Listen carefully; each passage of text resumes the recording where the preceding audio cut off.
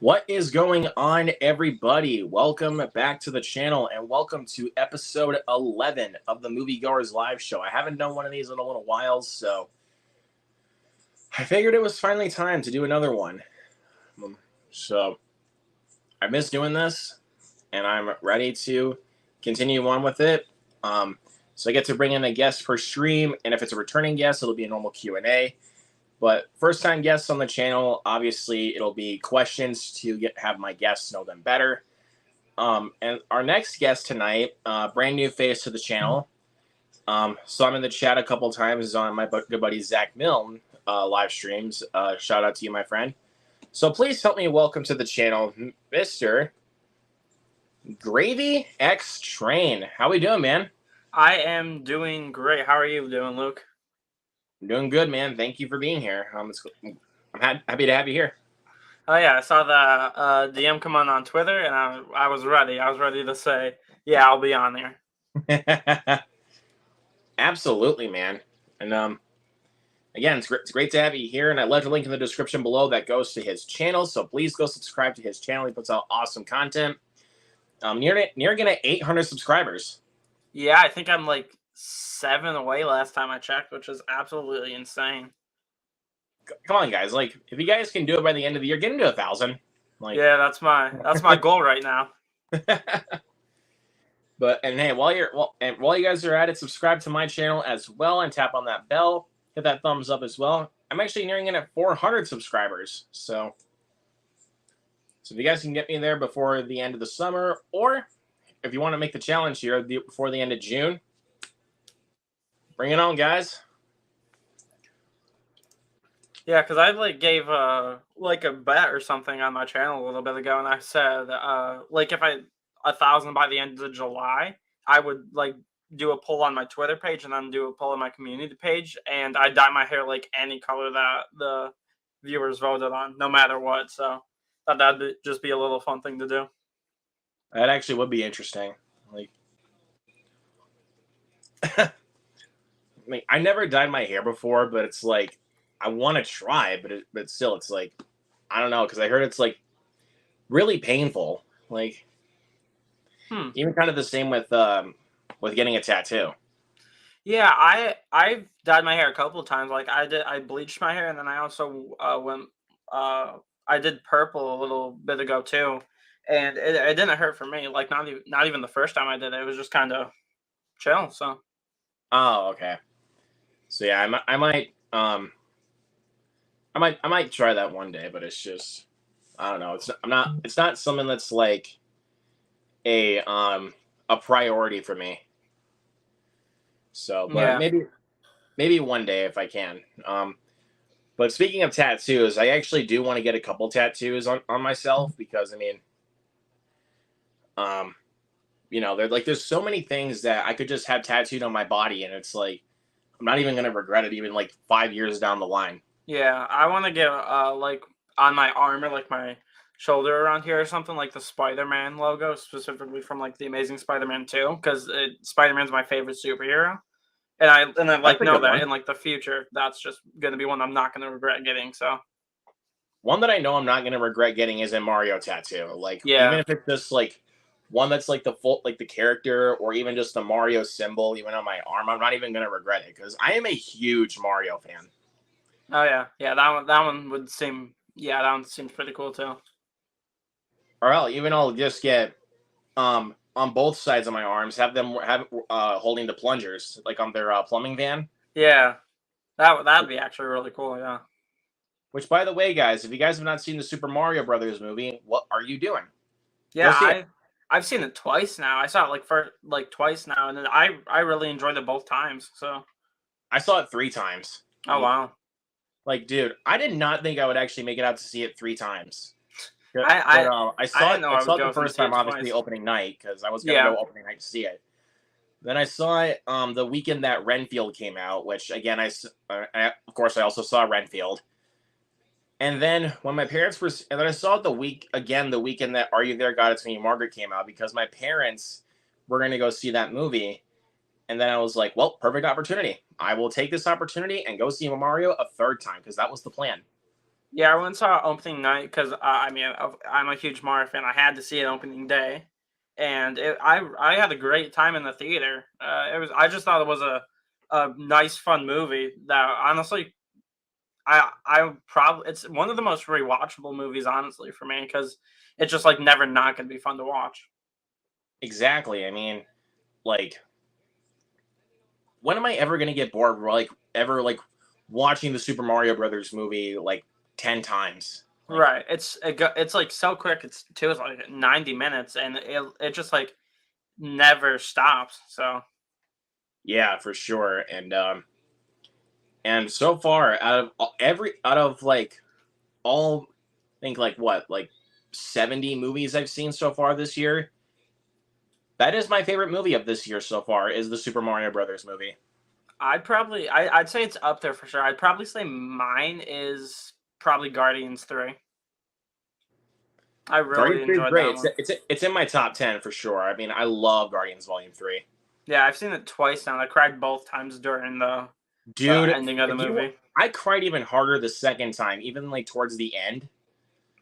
Like, it was before obviously the big send off at the end. Right. If you guys have seen Guardians Volume 3, you know what I'm talking about. Dude, I, if they killed off who I thought they were gonna kill off, I would have been bawling for like a day. I know. I was. I'm not going to spoil anything, of course, because I do think everyone in here should definitely go and watch it. But like every single time, like an action sequence happened, I was just dreading whoever they were going to pick off, and it was a very tense movie, and I had a great time both times I've seen Yeah, it. great movie. I also saw that one twice. Mm. What else? So like this would be like my top 10 so far, like what I can think of. Um, Actually, no, I can just go ahead and pull up my list because I kind of got that right in there. All right, let's take a look and see. So my top 10 so far from 10 to 1, Cocaine Bear at number 10. Yeah, I love that one. That one was very funny. I don't understand why a lot of people hate that movie. I mean, Yeah, again, I respect all opinions, but I kind of don't get it though, because it's like one of those films that you really got to turn your brain off and have fun. yeah, and I was laughing so hard when I went and saw that in the theater. I just had a great time with that one too. Hmm. It's not moving. I think it died. It died on top of me. That was hilarious. The bear is a girl. How do you know that? Because its vagina is on my ear. That movie, it was absolutely hilarious. For sure. Number 9 for me would be Guardians Volume 3. I know if Zach Goller were here, he'd be like, dude, that's too low. Come on, man. Number 8 for me is Evil Dead Rise. Oh yeah, that one was I great. also saw that one twice. I've only seen it once, but when it comes to like HBO Max or when it comes on Blu-ray, I'm definitely watching it again. Clearly. I hate the name change. I'm just calling it HBO Max still. Yeah, but great movie.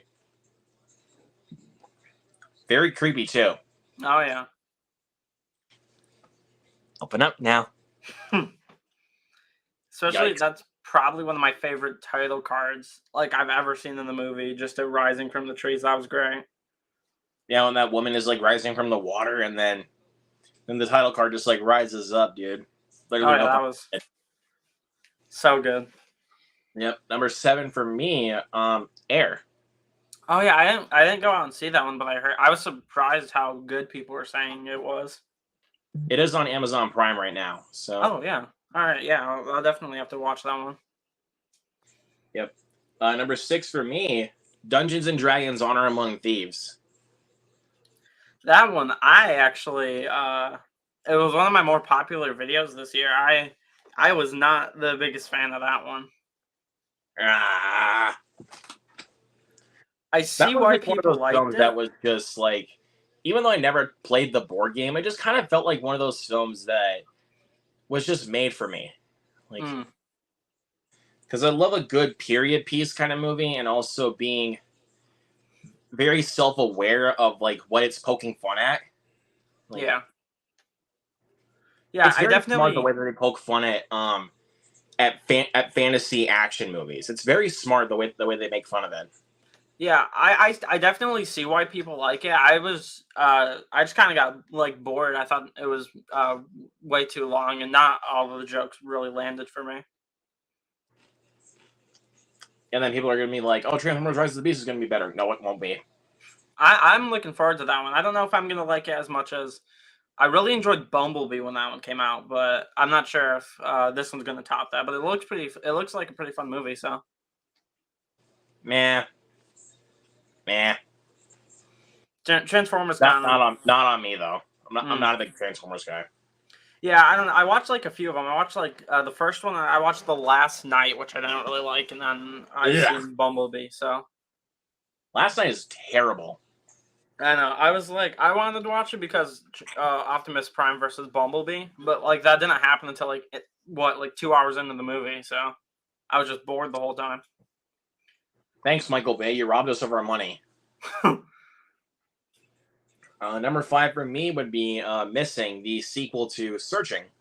Yeah, that I ain't gone and see that one because I didn't know if it was a direct sequel to it or if it was It's like one basically of kind of the. a pseudo sequel to Searching. That's what I thought it was, and then I watched like a lot of the like how the movie was made and stuff, and then I was like, oh, that looks really cool, and it stopped playing. But now I think it like just came to Netflix for me, so And I I'm literally definitely. ju- and I literally just rewatched it on Netflix earlier this morning. Oh yeah, I definitely plan to watch it because especially the reviews. Like I know Searching people said was really good, but I'm gonna have to definitely check out Missing now that it's streaming on Netflix. So. Not gonna tell you a lot of the twists because that movie takes a lot of twists and turns. Like, Really, I didn't know if it was one of the movies that had like the like good twist in them because I love it when a movie yeah, does like that. it's not just like one big twist at the end. The movie takes a lot of twists. Oh, Like the more answers that you get, like even as the film progresses, like your brain will start to be like, "Oh, that makes sense." hmm. So, Yeah, I love it. Like especially bodies, which came out in like summer last year. That twist was that was the first time I seen something like that, and I really enjoyed that movie, even up to that plot twist. So and I didn't really care for that twist, but the movie was good though. yeah, I was they like kind of described exactly what Gen Z was like perfectly in that movie, and I was very surprised by that. Let me see, where is that? Oh, there it is. Oh yeah, I bought that one. I think early last year, and I've seen it like I think 4 times now. I got the 4K for it. Yeah, same. And I had to get the it weird out thing on is, this is 4K. the best, only just a Best Buy exclusive 4K. That was weird. Yeah, I didn't know it was a. I usually buy movies at Best Buy because they always have like the new releases on day. So I didn't realize that the 4K one was only uh Best Buy though. But it seems like a lot of A24 films sometimes have like exclusives for their 4Ks. Well, it kind of depends on like how popular the movies are, or maybe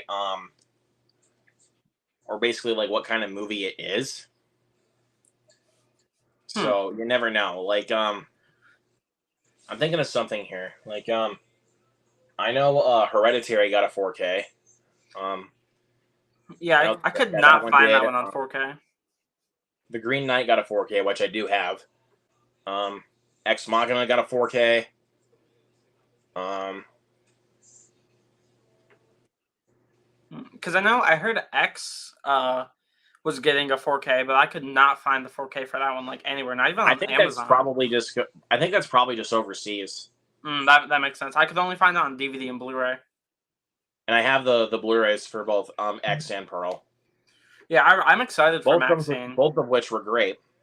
Yeah, I enjoyed both of them. I didn't see X in cinemas, but I went and saw Pearl, and I'm really excited to see what they do with Maxine. Yeah, I mean, I don't know. Some of the set photos I saw for Maxine actually do got me pretty excited. I mean, I'm not like as over the moon about it as I hoped I would be because I loved X and Pearl. But I mean, I think kind of the reason why is because we haven't gotten a trailer yet. Yeah, because we got like a trailer. Because apparently in theaters for X, like right when the movie ended, they played the trailer for Pearl, or like because I think they did something very similar to Maxine showing the trailer or like the teaser trailer After Pearl. Yeah, and because I didn't see it when it were released on YouTube before I went and saw the movie, so that was really cool to see, especially since I loved Pearl, especially. Mm-hmm. But watching those back to back, like watch Pearl first and then watch X. I'm still surprised that she wasn't even like considered for an Oscar, especially with the monologue she had in Pearl at the end of the movie. That was a crime. Yeah. I don't like that horror keeps getting like ignored at the Oscars. That's just, especially they have a bias towards scary movies, and I'm like, well, get over it and do it. Right, because I feel like, especially Nope, I feel like could have easily won for like best sound design or something like that. Or even like the Black Phone could have won for like best cinematography. Yeah, because Black Phone had great cinematography. I went and saw that one, I think, opening night, and I was blown away. You think you were blown away? Look at me, dude. God, I love that movie so much. I've seen it about 6 or 7 times now. Oh wow, I've seen it a few. Freaking good. Like I love that movie so much. I loved it too. I thought it was like the first time I've seen Ethan Hawke in a villain role, and I thought he did that really in Moon Knight. Oh yeah, I think I watched. I can't remember if I watched Moon Knight before or after that, but that was the first time he really took on a villainous role of Arthur Harrow was in Moon Knight. And then obviously he took in the villainous role as the Grabber in the Black Phone. Yeah, Moon Knight was kind of forgettable for me. Like I watched it and then I like didn't really think about it too much after the season finale. I'm sorry, but I loved it. I liked it, especially during its run. But personally, it's my like. I know a lot of people are probably going to call me like say it's sacrilege for me to say this, but that's actually my favorite MCU show is Moon Knight. Like, yeah, I liked how unique it was, and also how dark they took the story. Yeah, it's very smart the way that they do it. So, but again, I totally respect your opinion. I'm not trying to knock you for that. Oh yeah, no, I get that. It's definitely up there for me, but I don't know what I would say my favorite is because I didn't watch Miss Marvel when that came out, and I probably will watch it when the Marvel's coming out, but I don't know what I would say. I don't know what I would say. I really enjoyed the specials they did, like with Werewolf by Night and the Guardian special, because I really loved Werewolf by Night more than I thought I would. Yeah, Werewolf by Night was awesome, man. Michael Giacchino really should just step out of his comfort zone and making movie scores and just actually make a movie. Honestly, because that one that was one that I wished was longer than like the 50 minutes it was. It's kind of funny. They gave us like a Halloween special and then a Christmas special this year. Mm-hmm. Or last year, I wonder if they're going to do anything special like that for this year, because they haven't announced anything, I don't think. I don't know. We'll see. But let's hit these comments here really quick. The View with Drew, like we said, we saw him like literally come in like before we even got started. So Drew, you are the best, man. And good man. You dropped gravyxtrain a sub. Thank you. Good man. What is up, Lance Jackson? Always a good supporter here. Says, hey, what's up, Lou? Just at home playing the Nintendo GameCube, playing Pac-Man World 2 on the system, and later I'm going to watch, oh God, Pixels. I think I watched that once and I instantly forgot that was not a very good movie. Couple funny moments, but not very good. And the biggest problem is it's an Adam Sandler comedy directed by Chris Columbus. So yeah, you can kind of tell like where Adam Sandler's career went after that. Charles Clayton, aka the Filminator, is in here. What is up? Thank you so much, Charles, for being here. You're doing great, man. Thank you for asking. You are great. See, Lance says I also like Bend It Like Beckham. Oh, I've heard of that one. I've never seen it. I haven't even heard of that one. Home Video Junkie says I dyed my hair green when I was the Joker for Halloween when I was 10 or so. It didn't hurt at all from what I remember. I dressed up as the Mad Hatter for Halloween at one point, and I didn't even have to dye my hair. They just spray painted a big wig. Huh. So it was around, yeah, and it was definitely around the time that the remake, the Tim Burton Alice in Wonderland came out. Yeah, I didn't watch that one because I'm seeing Little Mermaid tomorrow, I think, but I'm Seeing it not too Friday. excited for it. I'm gonna go see it Friday. Oh, nice. Yeah, I don't know. I'm kind of mixed on it. That's when my theater's getting it, and I was thinking about doing a double feature this weekend, seeing The Little Mermaid and The Machine, but my theater's not getting The Machine, unfortunately, so that kind of makes me upset. I think my theater is. I just the trailers didn't really impress me, but I might see it. Like if the reviews come out, they're pretty good. I might go and check it out the next weekend. Yeah, but next weekend is Spider-Man weekend, so True. I gotta be ready for that. Mm-hmm. Cam Cross Comics is in here. What is up? Thank you for being here. Mario Kart Double Dash is my favorite game, and so is nice Mario Sunshine. Oh yeah, fun. Those are both. I prefer Sunshine compared to those two, but they're both very good. See, Dungeons and Dragons looked like MCU Thor-ish humor from the trailer. Well, if you kind of think about it, it's not really like that because it's from the same guys that made Game Night. Like, I will say that the movie was definitely better than the trailer for sure. The trailer made it seem a lot worse than it was, and that's coming from someone who didn't really like the movie. I thought the trailers made the film look great, like because like the one from 2000 was just absolute garbage. Like it was terrible, and it didn't even feel like the movie was even finished. Not even the effects. But in this one, they really took their time and actually made the effects look good. Yeah, I'll say it looked like everyone who worked on this movie was definitely a fan of the source material for sure, or at least cared about the property. Yes, for sure. And for any of you guys that are still haters of Justice Smith, watch that movie. He's good in it. I don't know people's problem with him. I've liked him in like pretty much all the movies I've seen him in. Well, I mean, he gave a decent performance in Fallen Kingdom. It's just his character I thought was super annoying. Yeah, I think I only saw Jurassic World Dominion out of all of those ones. But they barely even gave him any screen time. I know, he was in like 2 minutes of that, and I was like, well, he was fine in it. I just kind of forgot about Dominion the second I left the theater. And obviously, he was in Detective Pikachu, which I also really enjoyed. Yeah, I remember people were like hating on that movie. I thought it was a fun video game movie. Really good, man. I actually really enjoyed it. Yeah, I didn't have too much problems with it. Yeah, it's just I don't know. I thought the villain reveal was just Yeah, that's fair. I can say that. Transformers is one of the many franchises that needs to die. Well, if you can put it in the hands of good directors, then I can say they can go on with it. Like, yeah, I think they put Bumblebee in the hands of Travis Knight, the guy that directed Kubo and the Two Strings, which I absolutely adored. And Bumblebee was very good. Yeah, I don't know. I feel like Transformers, it was kind of on that streak of like, I feel like some other franchises, especially like they were just giving them to like people who didn't know what to do. And I feel like if Rise of the Beast like is actually really good, I feel like it might reignite some spark for the franchise. Because I mean, I love what Stephen Caple Jr. did with Creed 2. So that's the only slight amount of optimism that I really have with Rise of the Beast is Stephen Caple Jr. Other than that, to be honest with you, I have no faith in that movie.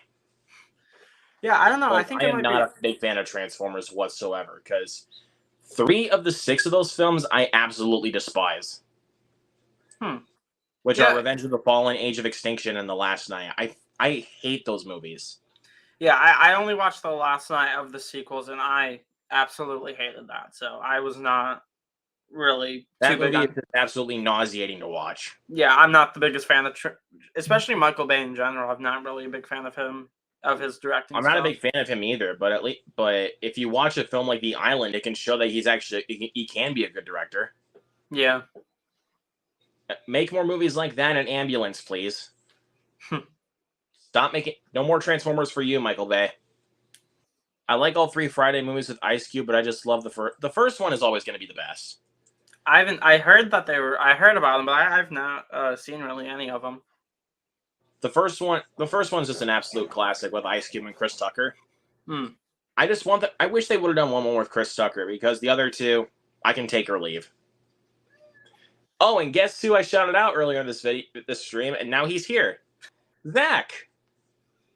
What is up, Zach? Thank you for being here, man. One of my best pals on this medium. Missing was great. Good man. Right. I mean, both of you guys recommended it, so I'm definitely gonna have to check it out later. Jared Runner is also in the building. What is going on, Jared? My homie. Thank you, Zach. Thank you. That's crazy. Yes. Yeah, and it's kind of crazy that I haven't even gotten to 400. I've been doing this for like 2 years. Yeah, that is pretty crazy. But I mean, hey, you're coming close to it, so almost there.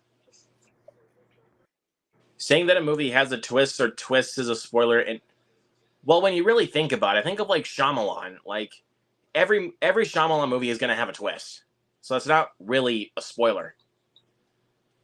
Like, yeah, I don't know if I'd call it a spoiler. Like, especially when people are like talking about Old, which I didn't see because I heard that one was very bad. The only Shyamalan movie I've seen was Knock at the Cabin, but when people say a movie has twists, it honestly makes me want to go and see it more just to see what it is.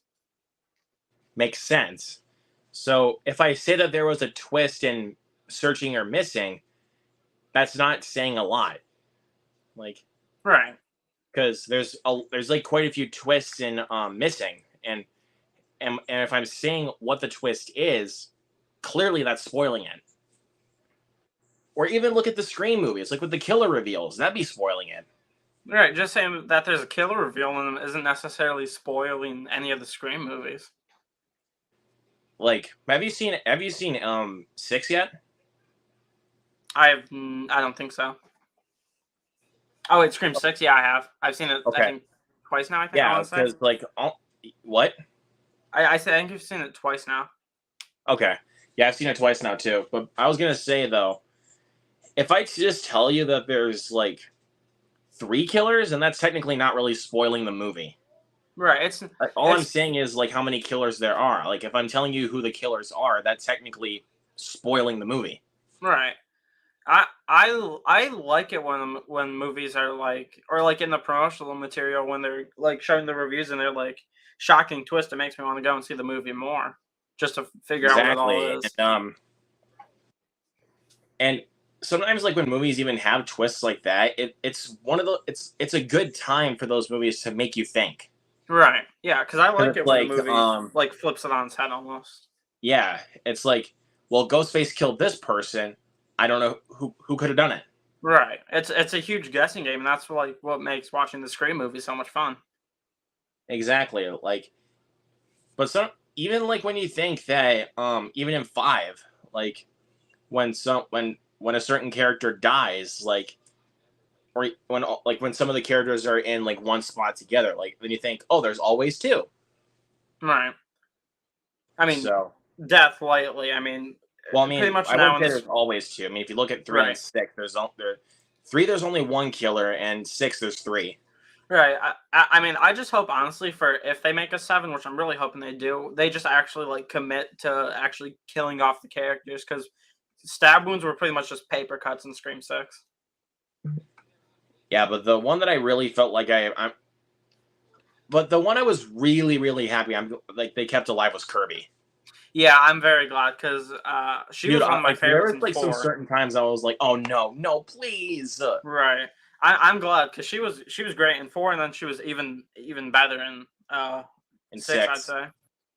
Easily. And you got to commend Hayden Panettiere for that performance. Oh yeah, because I don't think she really has been doing acting very much since Scream 4, and she fell right back into the character.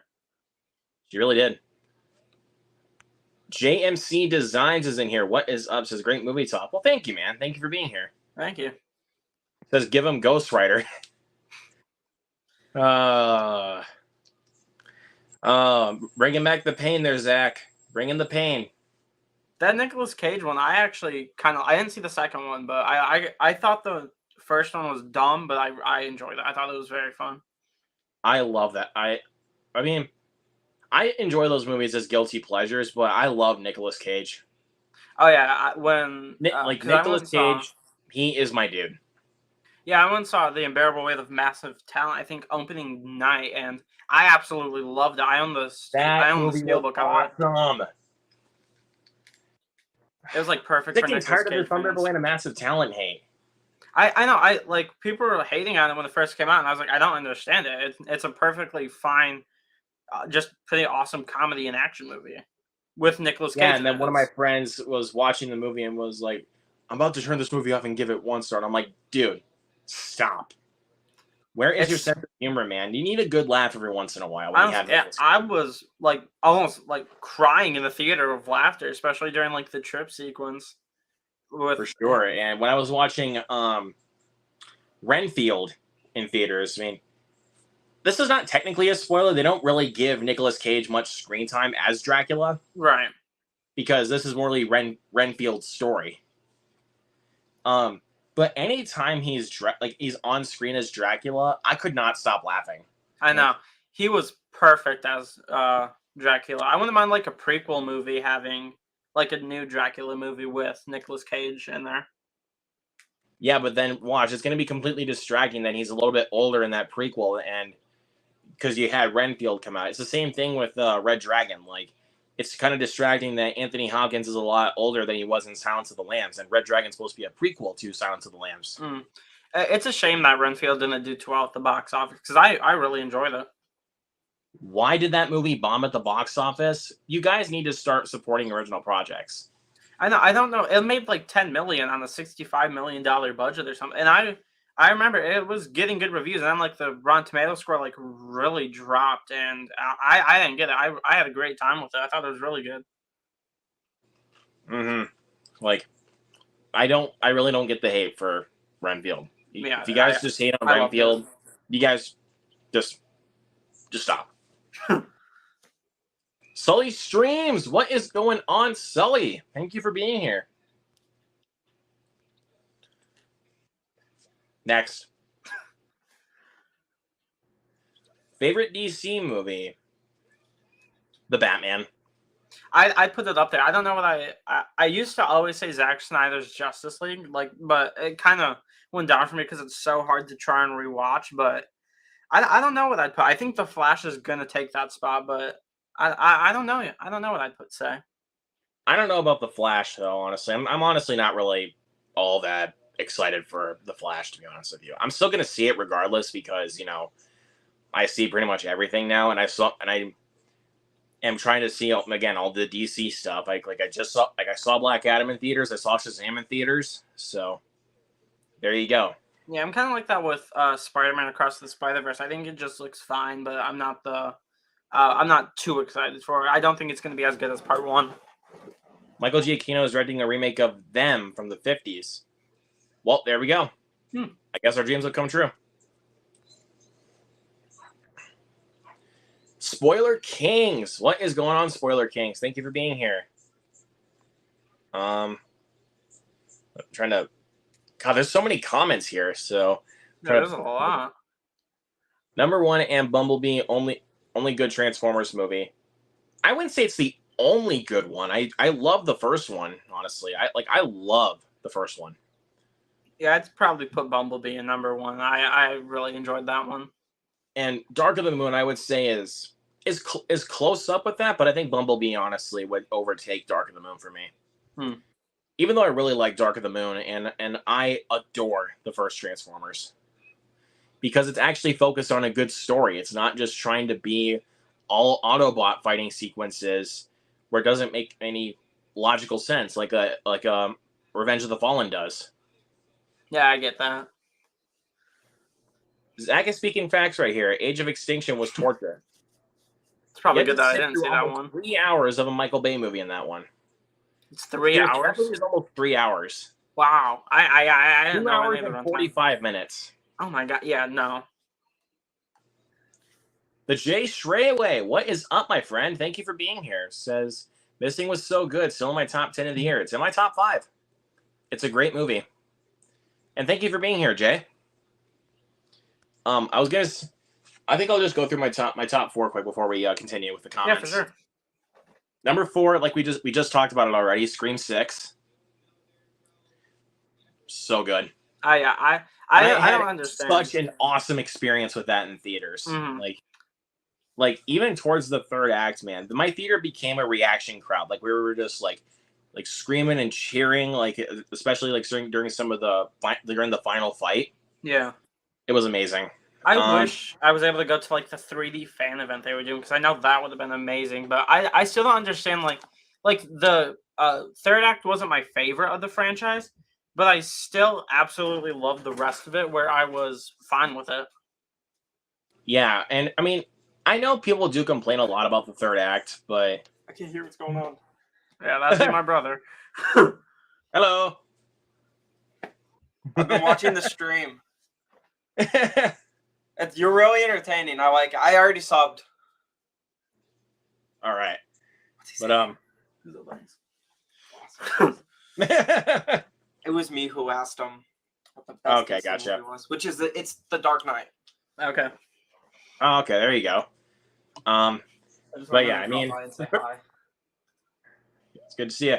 But I was gonna say though, even though yes, I can definitely see the problems with the third act, but I thought that the way that they did it, just kind of turning the tables quite a bit, Yeah, I thought was really smartly done. Like, it wasn't done to a certain degree where like they make the audiences look completely dumb. Yeah. It was funny. I was like right before I saw it, like 10 minutes before we left to go to the theater, I was like, I guarantee you they're gonna do like something crazy and have like 3 killers. And instantly when they did that, I was like, wow, I actually guessed that. I never can guess the killers right, but I'm surprised I got that. I only guessed one of the 3. Mm. And that was the first time in Scream history that I ever guessed the killer. Oh yeah, I'm terrible at doing that. It was like this, and it was the second killer, obviously. The second killer, it was like, yeah, I knew it. Yeah, that's fair. That's fair. Cineviews in here. What is going on, my friends? Says recently made a review on Fast X and later Hypnotic. Gonna review Blackberry tomorrow, but it has been canceled, so because I wasn't able to see it. So sorry for No, you're good, man. Yeah, I went and saw Fast X last weekend, and I thought it was pretty good. So I'm definitely gonna have to check out his review for Fast X for sure. For sure, man. And if you guys were getting burnt out on the Fast and Furious movies, they want me back. Yeah, I've only seen Fast X. That was the only one I saw because I just wanted to go see something. So I had a good time with that. I thought it was fun. Yeah, man. I was so burnt out after Fast 9 because they took it so far just to a degree where I was like, I'm done. Yeah, I heard people did not like F9 for sure. That was bad. I watched it 3 times and I could not get into it. And yeah. And then seeing Fast X, I was like, okay, they want me back. Yeah, I'm glad that they just kind of went like crazy in a way where it wasn't like, okay, they're doing too much, where it was kind of like, it was kind of well done how like cheesy they went. They kind of just balanced the insanity with actually kind of grounding it a little bit. Yeah. So I liked that. And Jason Momoa stole the entire movie. Yeah, he was easily my favorite part about the movie. Just like anytime he wasn't on screen, I was just waiting for more because I thought he was just hilarious. Oh, Cam loves Ghost Rider. Guilty pleasure, if any pleasure at all. Oh yeah. Unbearable Weight is under. Yes, it is. Yep. Yes, it is, Zach. You are speaking facts there, my brother. Massive Talent was so great and perfect for Nick Cage. Willy's Wonderland was fun too. Man, I agree. Willy's Wonderland was a lot of fun. Very over-the-top movie, but it is so much fun. I've seen about half of Willy's Wonderland on Hulu, and I was having a great time with it. I just didn't finish it so far, but I definitely will for sure. Yeah, Mandy. What else needs to be said about Mandy? That movie's just bonkers. Yeah, I heard it was great. I just haven't seen that one. I got to catch up on some of my Nicolas Cage movies. Zach, this is why you're my bro. Thank you. He is absolutely right. Awesome. I will not tolerate any more Renfield hate. That makes so much sense why the film bombed at the box office. It wasn't marketed very well. Yeah, I think they released 2 trailers, and I barely saw any ads for them. The most I saw was because I followed the director. But I never really saw them. Anytime I went to the movie theater, I never got the trailer for Renfield. Yeah, I got it maybe in like one screening, and then that was it. And then I Like, like I never saw the trailer again. never got the trailer for that because it's like, yeah, they want to like market like the worst movies to a certain degree, where it's like they really could have just marketed Renfield. Yeah, I wish they did Like because I wish it did well. when I saw Missing, and they showed a trailer for Book Club: The Next Chapter, which obviously I did not see. Yeah, I went and saw that one, and it's not good. I went and saw Yeah, it with my obviously I grandma and my skipped that mom. one, and good thing on Friday that it's going to be taken out of my theater. Yeah, I took my Because it was not, grandma and my it's like, mom to see it for Mother's Day, and they liked it. I was not a big fan. yeah, so I saw that trailer both times. I saw Missing, like both times I got that same trailer, and I was like, Yeah, I was no, tired of that trailer. I was ready for the you movie to should have just release. marketed Renfield. Honestly. And plus, I would have been happy for that because, dude, that trailer was like, dude, this looks great. Yeah, the trailer was exactly what it needed to be. It was like perfectly embodying what the full movie was. Exactly. Let's see, Batman '89 best DC. Okay, fair enough. I liked it. I just didn't love it It's too a much. great movie, but certain moments, same thing with Batman Returns, don't age very well. Yeah. That's why I always will prefer Vengeance himself. Yeah, I'd say that's probably my favorite Batman movie is the Batman for sure. Absolutely love the Batman. I think I saw it twice in theaters. Yeah, like that was one of the movies where the 3-hour runtime didn't bug me. Yeah, for sure. And I've watched it once in theaters, and I've seen it quite a few times at home. Like, Yeah, I don't know why. Like even though it has a long was so runtime, it's pretty rewatchable. rewatchable. Like, Yeah, it's very rewatchable. Dark Knight is yeah, Dark Knight is awesome, but I prefer the Batman. Honestly, same. I watched Dark Knight once. Like I liked it. I thought it was fun. Thank you for saying that, by the way. I thought it was fine. It just wasn't my favorite. I definitely prefer the Batman for sure. I'm excited for part 2. Are you sure, Zach? We'll see. You never know. I won't know until I see the movie. But that movie, the Flash has just been delayed so many times to a degree where I've just stopped caring. Yeah, I'm looking forward to seeing after this. I'm looking forward to see what you're gonna say in your review for it. We'll see, but it's just I don't know. I'm not hyped up about it. I've not even watched the trailers yet. That shows you how much I care. Really, I've seen all of them. I haven't even gotten the trailer like not even once in my theater yet. I've gotten it in almost like every movie I've went and seen. So that's crazy. Even for the last movie I went to, like which was Fast X. Yeah, I didn't get that trailer. Yeah, I didn't get it in front of Fast X either, but yeah, I've seen it in a lot of them. Like a lot of the movie trailer I've been getting quite a bit was for Indiana Jones and the Dial of Destiny. I don't think I've gotten that once in theaters. Really? Yeah, I especially I have a list of movies that I've gotten in front of. Yeah, because I was gonna I'm gonna watch. I haven't seen any of them, but when they're coming to Disney Plus soon, so I'm gonna watch them. And then I plan to go see Dial of Destiny, but I was just surprised. Like it got a 5-minute standing ovation, and the reviews started coming out. And I was very surprised. I don't know. It looks fun. I watched the trailer on YouTube, and it looks like just a fun movie. So yeah, one of like top 5 most anticipated movies of the summer. Yeah, it looks pretty good. I'm pretty excited for it. I got in front of Avatar: The Way of Water, Knock at the Cabin. What else? Shazam! Fury of the Gods. Both times I saw Evil Dead Rise. Both times I saw Guardians 3. Also a Fast X and Guy Ritchie's The Covenant. Yeah, I heard The Covenant was pretty good, but I haven't seen that one. It wasn't really playing. Like, if you haven't even seen any Guy Ritchie film, you honestly don't really need to if you watch The Covenant, because it's the least Guy Ritchie film that you'll ever see. Yeah, I was in my theater for like 2 weeks, I want to say. Like, it was like not in there for very long, so. Mine did not get it, so it was my birthday, and I went to the theater that was like about an hour away to go check it out, because I was like, I love Guy Ritchie, and I love Jake Gyllenhaal. Yeah. So I feel like I need to watch this. Yeah, but also, again, like, I kind of almost wanted to see Mario for a fourth time by that time, but I was like, Wow. you know what? I can wait. Yeah, I think I only saw I think like my theater. I saw like they were playing twice in a day, but I think it's on Amazon Prime now, so I'll probably have to rent it in and check it out. Probably can. Yeah. What's an action movie character you think is overrated? Hot take, I think. Ooh, Neo. That's a hot take. Um, that's actually a good question. Actually, I really Yeah, don't that's think I can yeah, find that's one really good. I overrated. don't know. Hmm. Yeah, I can't really think of that. I'll think about it for now. Favorite Marvel movie? Thor Ragnarok, easily. Yeah, I'd say it's either between Avengers: Infinity War or Guardians of the Galaxy Volume 3 for sure. Hmm. Or Deadpool 2, honestly. I think I'd put that up there. I really love Deadpool 2. I've seen it like 8 times probably now.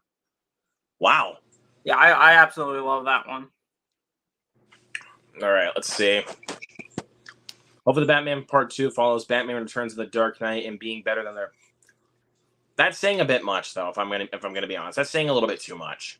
Yeah, I think the Batman was really good. It's gonna be like hard to try and up that one. Just like depending on like what villains they bring in, we'll see what they do. Yeah, I heard that they were going to be like doing like Clayface or something for part 2, which I thought was pretty weird since they're doing like a more grounded take for this universe. Yeah, but we'll see. I have no doubt it'll suffer from the same contrived setup as something like No Way Home. I would disagree. I didn't really think it was very contrived with No Way Home. Yeah, I don't know why like No Way Home is getting so much slander recently. I've loved it every time I've watched it. I agree. Every single time that I watch No Way Home, I keep honestly every single time I watch No Way Home, I forget how good it is. Like Yeah. Like a lot of people I know say like they only like it for the second half when Toby shows up, but I think the first half works great as a like very stressful kind of personal story for Spider-Man, and then the second half is more for like Spider-Man fans from all generations, but it's still working for Tom Holland. for sure. Toxic Gamer 331, what is up? Says when are you gonna be seeing The Little Mermaid? I am seeing it Friday. I'm seeing it Thursday. Let's see. Don't get me wrong. I like Neo as a character. I just don't think he's as good as characters like Terminator, John McClane, Indiana Jones. Dude, I love Rambo. I don't think I've seen any of them, which there's a lot of more like 80s films There's I only have to see. 5 Rambo movies, so Oh, that's not too bad.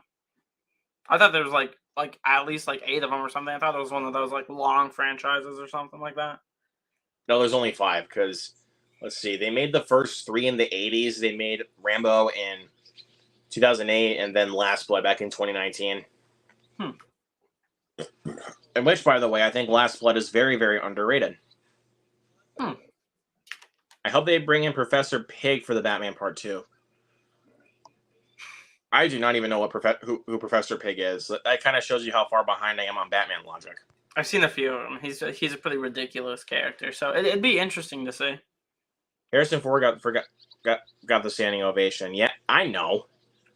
I only saw like a clip of people cheering and Harrison Ford's reaction, but I mean honestly that probably makes sense. Harrison Ford is Harrison Ford. He's great. So Decide to screen Dial the Destiny at the cans, considering the people in attendance are more into. I thought the same thing, but it's Indiana Jones. true. Like it seems like one that would like make sense for a film festival like this, especially. It's like the grand finale of a extremely popular movie franchise. Mm-hmm. Kind of the same with Halloween Kills because that movie debuted at TIFF when it came before it was actually released. Yeah, I heard about that, and that one was honestly more surprising to me than Indiana Jones going to a film festival. Surprised but not surprised though, because I mean it's Halloween. That's fair, yeah. Because it's like you're there to see Michael Myers kill people. Right. I was surprised with the amount of hate Ends got because I love Ends. It's in my top 3 for favorite Halloween movies. Bring it, dude. Bring it. I get like Yes. I get why people like were wanting something like I don't understand the people who wanted like a 2-hour movie of just Michael and Laurie fighting each other. Like I like that they That would have been boring. yeah, I like that they went for an actual like compelling story and having like Corey come in, and I thought it was a very interesting way to take the franchise because it was kind of getting stale, and I liked that they were willing to take risks for this movie. Even though I did really like Halloween Kills for basically the insanity of it. Right. I had a But great time with Halloween that Ends, one. I feel like it is a baffling turn with the way that they decided to end this franchise, but it was an interesting way to tell a story. Yeah, I wonder if people would have been like less upset if it wasn't like Corey, if it was like if they had Cameron survive kills and he was the one to don the mask, or if they introduced Corey earlier in the franchise or in the trilogy. Yeah, that's true. Some people put No Way Home in the C cap. They're smoking too much. It's a good movie. I don't get it. I love No Way Home. Yeah, I love it. It's easily like a 9 out of 10 movie for me. Disagree completely. Yeah, Ragnarok is the best. it's easily the best Thor movie. Like it's, I mean, Love and Thunder didn't really help it, but I mean, I Ragnarok was mean, I great. liked Love and Thunder, but it does not live up to Ragnarok. No, I don't know how he released Thor: Love and Thunder after releasing one. Honestly, top 5 Marvel MCU movies for sure. And it is my favorite, so. See, James C asked an interesting question. What movie disappointed you the most? Ooh, I would say because of recent watch, I'd probably say The Last Starfighter. I'd say, especially recently, a movie that disappointed me the most was I honestly I probably would either say Dungeons and Dragons: Honor Among Thieves or yeah, I don't know. I think I'd have to go with that one off the top of my head because every other movie, either my expectations were like completely met. Like I knew I was gonna love Evil Dead Rise and Scream, and that was like that, and that one just made sense. I just, I don't know. I just was hoping for something more from Dungeons and Dragons. I want to say for this year, though, this is actually kind of interesting.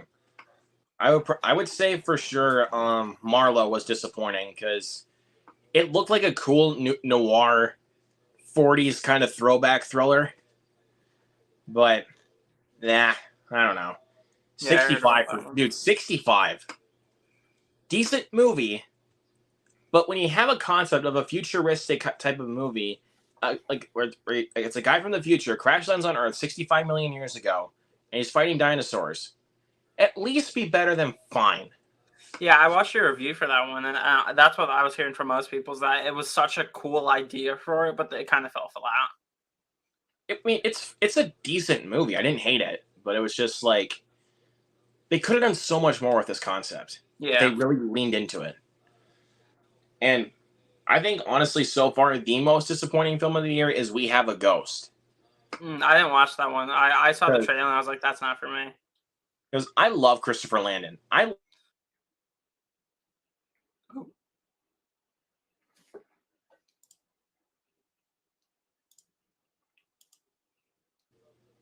I think did I freeze?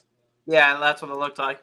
Oh, anyways, as I was saying, the biggest problem with We Have a Ghost is that they give David Harbour a silent role. Yeah, I saw that. I was like, why? Like, I especially loved, especially Freaky. I absolutely loved that movie. I thought it was hilarious. And I watched the first Happy Death Day, and I thought that one was pretty good too. I honestly thought you were going to say Violent Night because David Harbour's in that. I did love that one too. I thought that one was very Violent good. Night was so freaking fun. I know. I like saw it, like on, I think I saw it on New Year's, and I like it's still like it had that Christmas spirit, of course, but it seemed like a movie I could turn on in like June or something, and I could still have a great time with it. Like I'm definitely watching it during the holiday season, but it's one that I can like compared to like Home Alone, I can watch like anytime throughout the year. For sure. Are you guys wrestling fans? I'm not really a big wrestling guy, to be honest with you, so I'm not really going to answer too much on it. What Yeah, about you? I don't really watch wrestling too much. Like I know people who are into But the wrestling, ones that I definitely but know are, for wrestlers are obviously The Rock, John Cena, and Batista. yeah, I don't. I'm not into wrestling. Let's see. Matrix sequels suck, especially the fourth one. I like the second one. Third Revolutions was not good at all, but I actually really liked Resurrections. Yeah, I own the first three. My uncle gave them to me, but I haven't watched any of them yet. I just remember Resurrections coming out, and I thought that looked pretty good. So Let's see. Professor Pig would be hard to do without being R-rated. I don't know for sure. We'll have to see where that goes. honestly, I think that's fair. Let's see. Even though Halloween Ends was my least favorite movie of last year, I do respect the direction they take, even though I didn't like it. Well, fair enough, but it's like at the same time, I kind of don't understand the hate for this movie. Yeah, Like, did you see the petition that went out like around the movie that was coming out when people were like trying to get a petition signed to reshoot the movie to make it like better or something that the person was saying? It was really dumb. it was good the way it was. I know, I absolutely loved it. I love the way they took it, but I don't know. I guess a lot of people didn't. See, Tiff is nowhere. Oh, yeah, That's that's fair. true. Ends isn't great by any means, but it was still more interesting. Nothing will beat Halloween 2018 out of that trilogy. 2018 was the first one I watched, and then I watched the rest of the franchise. I absolutely loved the 2018 movie. That is my second favorite Halloween movie. Absolutely love it. Yeah, it's great. Trevs, what is up? Trevs says favorite movie. Trainspotting is my favorite movie of all time. Ooh, I don't know. Like right now, my go-to is to say is like Evil Dead Rise because that's like been probably my favorite of the year so far. But I don't know. It's very hard for me to determine like a favorite movie. But I mean, long time it's probably gonna be Spider-Man: No Way Home because that's what I've always, apart from like Evil Dead Rise this year, that's always what I've said is my favorite. For sure. We Have a Ghost was underwhelming, but I mean, I didn't say I fully disliked it, but there's just a lot more problems with the film that I really think could have been handled better if they actually went back in and fixed it. Yeah. What's a movie that you didn't like that most people love? Really, Jurassic Park? I haven't seen that in a while, but from what I remember, I loved it. Jurassic Park is a favorite of mine. Um, um, To answer that, I'd probably say, I mean, Dungeons and Dragons: Honor Among Thieves because people loved it, and I not so much. um, I well, I can probably name two from this year to be honest with you. Like, Hmm. because there was some reviews like for this first one, there were some reviews I saw for this one that people absolutely loved this movie. I was like, "What are you guys on? This movie's not good." It's the remake of White Man Can't Jump. I heard about that one. Yeah, I heard like That because it movie was was like getting terrible. yeah because it was getting praise, and then like the review started something, and I was very confused. I didn't even know it was a remake. If you, it's a remake of the 1990s movie with Woody Harrelson and Wesley Snipes, Hmm. which is an absolute classic. I love that movie. Um, even though this one's definitely very like divisive, like it's a love or hate kind of movie. There's some people I've talked to that absolutely love the movie, but I cannot disagree more. Skinamarink. Yeah, I'll put that up there too. I think I gave it like a 2 out of 10 or something. People were praising it. I was so excited to watch it, and I was just bored the whole time. Top three worst films of the year so far. I hated it. I want to see what the director does more because has a very I mean, he unique has style. potential, though. I'll be honest about that. And I love the fact the guy was getting success. Right. I love the fact that because since Skinamarink did well, like he has a lot more opportunities as a director to do more.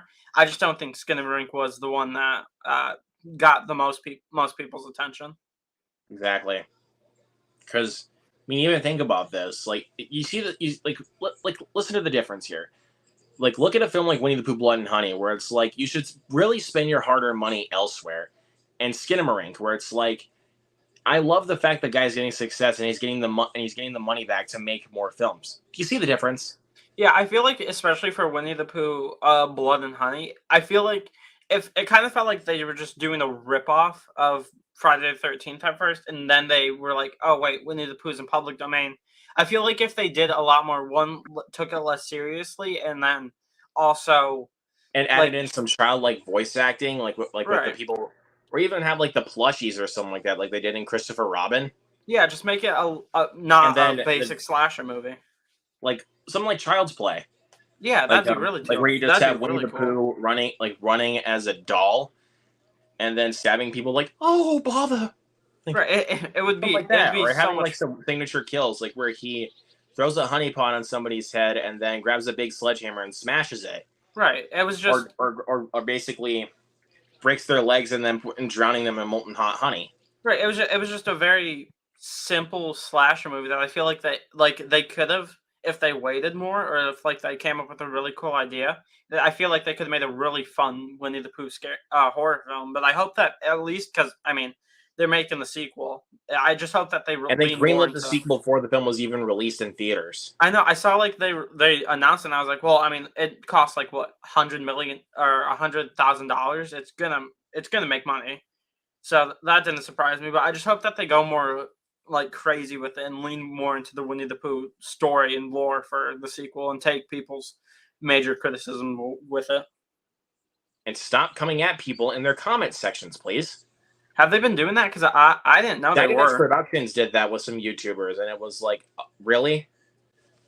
Really? I didn't know about that. Yeah, that's Anyways, really weird to do. you see? Why you gotta hit on Jurassic Park? Jurassic Park is Toxic Gamer 331's favorite movie of all time. It's great. Yeah, I know that. I know that guy. Yeah, I've seen And a lot of his videos. His reviews, especially of Skin and Rankin on Winnie the Pooh, were very entertaining. Winnie the Pooh especially. I thought that was the most entertaining video I've seen out of his. Yeah, I think I can get behind that too. That was. Jay Strayer asks, did you ever play PS4 Spider-Man? I actually don't play on PlayStation, unfortunately. But thank you for the question, though, man. I really appreciate it. I know that, but it's just like when I saw people posting reviews for it on Letterboxd, I was like, I don't know what you guys are on because that was bad. Yeah, there are a lot of high reviews for that on Letterboxd. Not like scrolling through them because I'll be bored and I'll do it, and I was just very surprised by it. I mean, it was a little bit better than House Party, but it was still bad. Yeah, I heard about House Party. I heard that one wasn't good at all, so I just didn't go and see House it. Party was not funny whatsoever, man. That movie was so unfunny. Yeah, I watched the trailer and I was like, I don't know how this is a comedy at all, so I just didn't bother to watch it. And why did that film go to theaters? Yeah, that was really weird for that one to get Because the that movie was theatrical supposed to release. originally come out on HBO Max, and then they just dumped it in theaters. See, Evil Dead Rise made sense to do that. It was going to HBO, but it did really well in test screening, so they brought it to cinemas. I don't know why they did it for that one. Mm-hmm.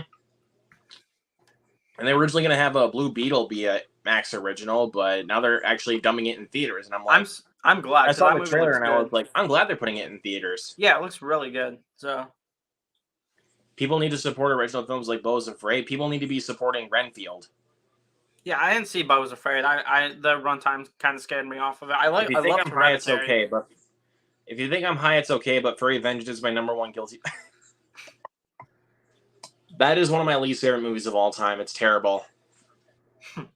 But dude, we're an hour in and I haven't even asked any of the questions yet. Oh wow. But thank you guys for firing in those comments. Yeah, that was probably the most interaction I've what easily some of the most interaction I've ever seen for a live stream, especially. That was crazy. For sure. So let's see. What is your favorite piece of physical media that you own? Because I know you did just post a collection video and steelbook collection. What do you think is like your favorite piece of physical media that you own? Like box set, steelbook, anything? Yeah, that's a very good question. I'd probably say is probably my Scream 2 steelbook. Just especially like the artwork they have on the front. It's one of my favorite to just like take out of my shelf and just look at because I think it's probably my favorite steelbook I own. It's a nice looking steelbook. I just have the standard slipcover, but it's still a good steelbook. Yeah, I bought it and I like in a heartbeat. I was just like, that looks dope, and I love Scream 2. So I think that movie's actually kind of underrated. yeah, I don't know. I feel like people either love it or they absolutely hate it, and I'm kind of more in like towards the love it side for sure. But here's my favorite piece of physical media that I own, which is the Paranormal Activity box set. Oh wow. Yeah, I wanted to get the Friday the 13th box set that they released, but I never did. That thing is way too expensive. Yeah, I saw the price and I was like, okay. And then, but like for like $20 or something on Blu-ray, they had the first 8 movies, so I just bought that. So Okay, yeah, because like the CD shop I go to buy used movies had it there, like both sides they had it there, west and east. They had it there for like about $100, and I was like, nope, I cannot pay that much. Unless they had like really good store credit, then I would.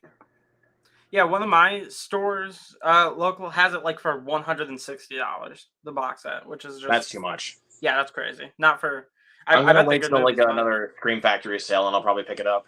Yeah, definitely. I love Scream Factory. I own a lot of the Halloween movies they brought over to that. I do have Alligator on 4K from Scream Factory. Yeah, I wanted to pick that one up. I just haven't yet because it looks like just such a funny movie, or like a crazy movie. It's really fun. And I do have I have the Scream Factory Steelbook for Child's Play, the original Child's Play. And I also do have the Scream Factory 4K Steelbook for Army of Darkness. Yeah, I saw that I think they did one for almost all the Evil Dead movies. I know I own an Evil Dead 1 Steelbook, but I don't know if that's Scream Factory or not. But I know the Army of Darkness one looked pretty dope. I think you have the same Steelbook as I do for the Evil Dead. Yeah, I haven't seen too many Steelbook versions. Yeah, I think that's the exact one I have. Yeah, this is the anchor-based Steelbook. Okay, yeah, I like that one too. That one's really good. I was gonna show a couple more Scream Factory 4Ks I have. I actually just got these about a couple weeks ago. Got Dead Silence. Oh yeah, I saw that one a few times. Good movie. And then Bubba Hotep. Oh yeah, I've seen that one around Best Buy especially too. I was wondering what it was about because it looks very interesting. Basically, Bruce Campbell plays as Elvis Presley, and he's fighting mummies. Okay, I'm definitely gonna have to pick that one up for sure. That's all you gotta say. Bruce Campbell plays Elvis Presley, and he's fighting mummies. Honestly, because I love Bruce Campbell as an actor, and I like Elvis's music and the movie they released last year for him. So I mean, that sounds great. I loved Elvis. I've seen it I think 5 times now. I love it. I saw it 3 times in cinemas. I want to say. I only saw it once in theaters, but I've seen it a few times at home. Yeah, I love it. I thought Austin Butler was great in the role. I agree. So yeah, there's that.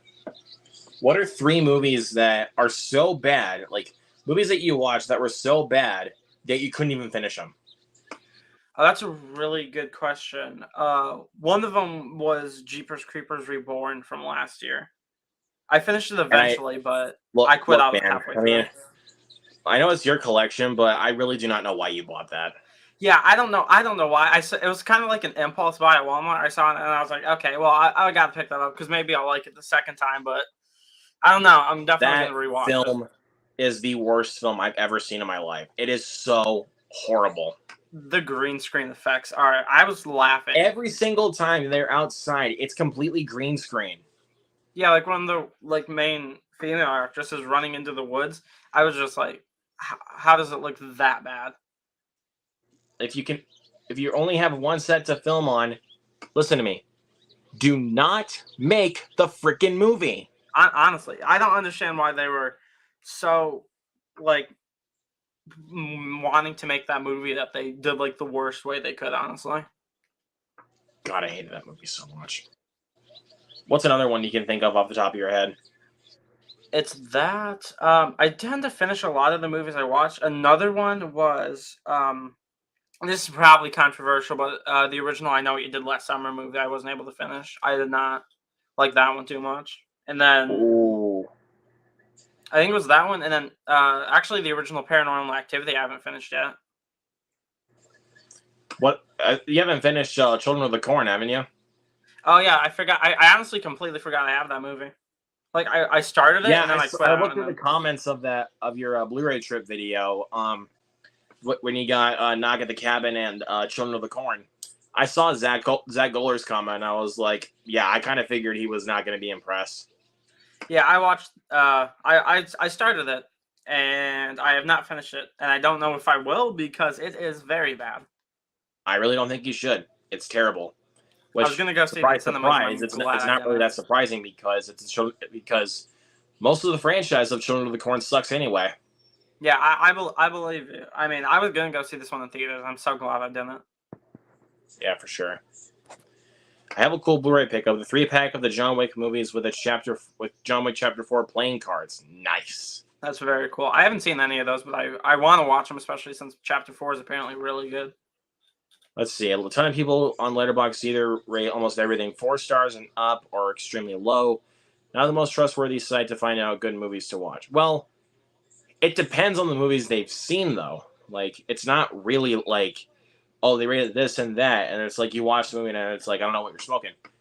I trust a lot of people's opinions. Yeah, I especially use Letterboxd because I want to start doing like every month. I want to do like what I watched on Letterboxd on like the last day of the month. Like I'm planning one to do one for the end of March because I've watched quite a few movies May. that I have not reviewed on the channel, like older films I want to talk about. So I'm putting them on Letterboxd so I can keep track of all of them. So I think that's going to be a very fun series I'm starting. Yeah, I'm not gonna be able to do that kind of thing. I watch too many movies. No, yeah, I don't watch too many, so like I watch a lot, but it's a lot easier to do mine where it won't be like a 2-hour video. For sure. I like the franchise of Paranormal Activity. I enjoy the franchise, but Ghost Dimension and Next of Kin I do not like whatsoever. I hated both of those movies. Yeah, I saw the trailer for Next of Kin and I was like, what is that movie? And have not watched it. Are you ever going to do? I've already done a complete collection this year. Like anytime, I started my channel with a Blu-ray collection, and now every January, I is when I do my Blu-ray collection. Yeah, the reason I did mine is because I don't see myself like buying any like new movies recently until like July when Scream comes out. And then I'm like probably gonna make another one towards the end of the year. So Did you see the Walmart Mario Star Steelbook? I saw like the packs that they had for the Walmart exclusive. I didn't know they had a Star Steelbook. yeah, I probably if I pick up the movie, I'm not buying the Steelbook. I haven't seen any Steelbook that really impressed me too much at all. I thought that one was kind of boring. I actually did pre-order the Best Buy Steelbook for Mario because look, I know, call me basic, but sometimes basic, like sometimes the key is simplicity with Steelbook designs. You don't always need convoluted designs. I didn't know Best Buy was doing one. Like I know they do Steelbooks. I didn't know Best Buy was doing one for Mario. They did, and I pre-ordered that already. Yeah, I'm definitely buying the Scream one they have coming out. The one with Ghostface on the subway. Mm. That's a 6 Steelbook though. I'm not gonna lie, man. It's great. It's probably my favorite poster for the movie, and the fact that they're actually using it for the Steelbook. So, I mean, they kind of did that with 5 though. Like, yeah, where they used the teaser poster and they put it on the front of the Steelbook. They did, and now look at that. They did that with Scream 6. It doesn't surprise me, but I prefer that compared to the floating head poster. So, yeah. I think this is not really a question at this point. It's easily Jeepers Creepers Reborn. Like, yeah, I think I've seen Winnie the Pooh twice. And I don't know why I watched it twice. I was just really bored. But I honestly, yeah, say Jeepers Creepers Reborn easily. At least you can kind of have fun with Winnie the Pooh. I was just bored for Jeepers Creepers. I don't know, man. Like, every single kill you've seen in Winnie the Pooh Blood and Honey is everything you've seen in a normal slasher movie. Yeah, I bet, like especially... I've seen it all before. Do something new. Yeah, I bet if, I had, a bunch of my friends over or something, and we were, really bored, I bet we could probably find something to enjoy out of Winnie the Pooh. But I'm not sure about Jeepers Creepers. Wait, I can't enjoy either of those movies. And plus the masks that they got for Winnie the Pooh and Piglet are just... You can find those at Spirit Halloween, which I'm sure is where they got those masks. I know. At least if you're going to make a movie like this, your budget is already so small. You can up the budget just a little bit by buying, making something new. What was the original Star Trek movie? Oh, I'm a big Star Trek fan, actually. I love Star Trek. I haven't seen any of them, but I was considering watching the director's cut. I think it was the director's cut when they brought it back to my theater, I think last year for an anniversary, but I didn't go and see it, which I kind of wish I did because apparently it's really good. John Wick Chapter 4 is the best movie of the year so far for Toxic Gamer 331. Great movie. It's my number 2 so far this year. Oh, wow. So it's, yeah, I heard it's really good, but I don't know. I haven't seen any of them yet, so. Let's see. The average rating on Letterboxd for a lot of movies is way too high. Toxic I wouldn't say it's toxic positivity because at least it kind of shows that they recommend the movie. Yeah, I tend Like, to rate my movies like 3 to 4 stars. Like mine, I've rarely given movies like 5 stars. But yeah, toxic positivity is a pretty weird way to describe it. yeah, because I mean, like, let me see. Looking at my number 3 movie of 2023 so far, which is Are You There, God? It's Me, Margaret. Hmm. Um, that movie has a 4.0 average on Letterboxd, Oh wow. and I'm like, it's deserved. Like that movie was great. Yeah, I want to see it. I just have not had enough time because I heard it's really good. Have you seen The Edge of 17? I haven't really seen a lot of movies like that, but I heard that one was pretty good as well. It's from the same director as Are You There, God? It's Me, Margaret. Kelly Fremont Craig. Hmm. She is like a master at making coming of age stories.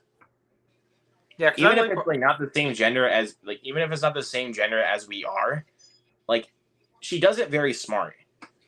Yeah, because I saw a lot of people like being surprised by that, and I was like, "Well, it's a coming of age movie. I didn't think it was going to be very like this. Like only girls will like enjoy this movie. I thought it just looked pretty good from the I mean, trailer, but guys can enjoy it too. I mean, hell, look at me.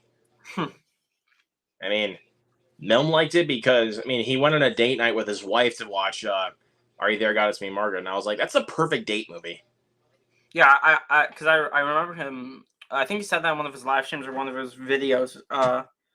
And I was like, Yeah, yeah, so that's I had to ask him like I had to ask him what he would give it on his recommend scale because it's like, dude, like I'm telling you, like I know he doesn't really review anything that he goes on a date night to see with his wife, but it's like with that one, I was like, dude, I needed to see a review for this. Yeah, like some movies, like I absolutely get that, like for sure. I respect him for doing that, but sometimes there is a movie that comes out, and one of your favorite creators, you just gotta see him and see what they think of it.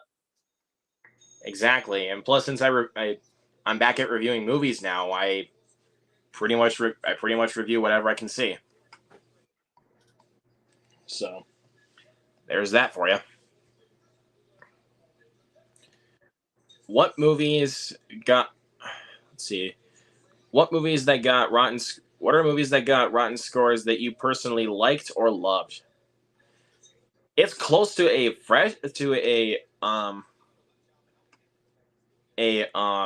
positive score, but still, I don't know why it's still rotten. But the Super Mario Brothers movie. Yeah, that was one of them. I'm gonna say it's at like a 59. Like I don't know why. I I don't know definitely why that film was at a 59. Like that movie was at least like if we were thinking about like an average that I think the film could have been up on Rotten Tomatoes, I would say like about an 80%. yeah, I'm surprised. I was like, because like the reviews came out for that, and I was like, well, I'm definitely not trusting Rotten Tomatoes with that. But I another can't one, trust Rotten Tomatoes for any video game movie. I can't trust them. yeah, I don't know, because they gave the Sonic movies. I didn't really like the first one, but I thought the second one was good. I definitely put Halloween kills and ends on this as well. So because those I'll both also got rotten. put I'll also put Renfield in that category. Yeah, what is that at? Like a 54 or something like that? That was I don't know Yeah, why. when I saw the score for that before I went and saw the movie, I was like, wait, what? Because it was like I feel like it was at an Because 80 for like the it was longest at like a time. 92 or something. Like when the first reviews started coming out, and then like when it got closer to the release date of the movie, it dropped severely, and I was like, oh god, you guys are giving me less faith to watch this movie now. Yeah, I feel like I checked the reviews one day because I was planning on seeing it. It was at like an 80 or something, and then the next day it was at like a 64 or something like that. Here's another one with a rotten score that I enjoyed: Shazam! Fury of the Gods. Yeah, I still like I like yes, that it's one, and also, sorry, I'm Video Junkie, but Ant-Man and the Wasp: Quantumania. I mm, actually liked it. I thought that yes, Fury of the Gods was simple, but I still had a great time with it. And I still really enjoyed it. I did not enjoy. I did pick up the Steelbook, but I did not enjoy Quantumania very much. And that's fair, but I'm just saying, like, as for someone that was hoping for something great out of Ant-Man, I did walk out a little bit disappointed, but I still Yeah. had a good time. That's all I could ask for. Yeah, I especially I absolutely see exactly why people had fun. Like my brother absolutely loves Ant Man 3, and I see why he does. It just wasn't really what I was hoping for. I mean, Jonathan Majors did really well. Like, he's easily the best part. Yeah, but now it feels so weird to talk about him now. I know, like all that stuff that came out was absolutely crazy. That's why I lowered my score for Creed 3 was because of that controversy. Yeah, Even I though I bought. still love Creed 3, it's just, because of that controversy, I wanted to lower my score, but my score for Ant-Man has always stayed the same. Yeah, I think I give it like a 3 out of 10 or something like that. Like, I really didn't enjoy it. I give it a 4 out of 5. Yeah, that's fair. I see. It's fun. It's fun. It just wasn't what I was really hoping for from it. I know they definitely could have done a lot more with it, but again, sometimes they just ask for a good time. I wish they went with the like original ending for it though, having Kane get out and having Ant-Man and the Wasp stuck in there. I wish that was the ending they went with. Yeah, I know, for sure. The Walmart Mario one is more so a 10. It's the shape of the star and the discs are inside.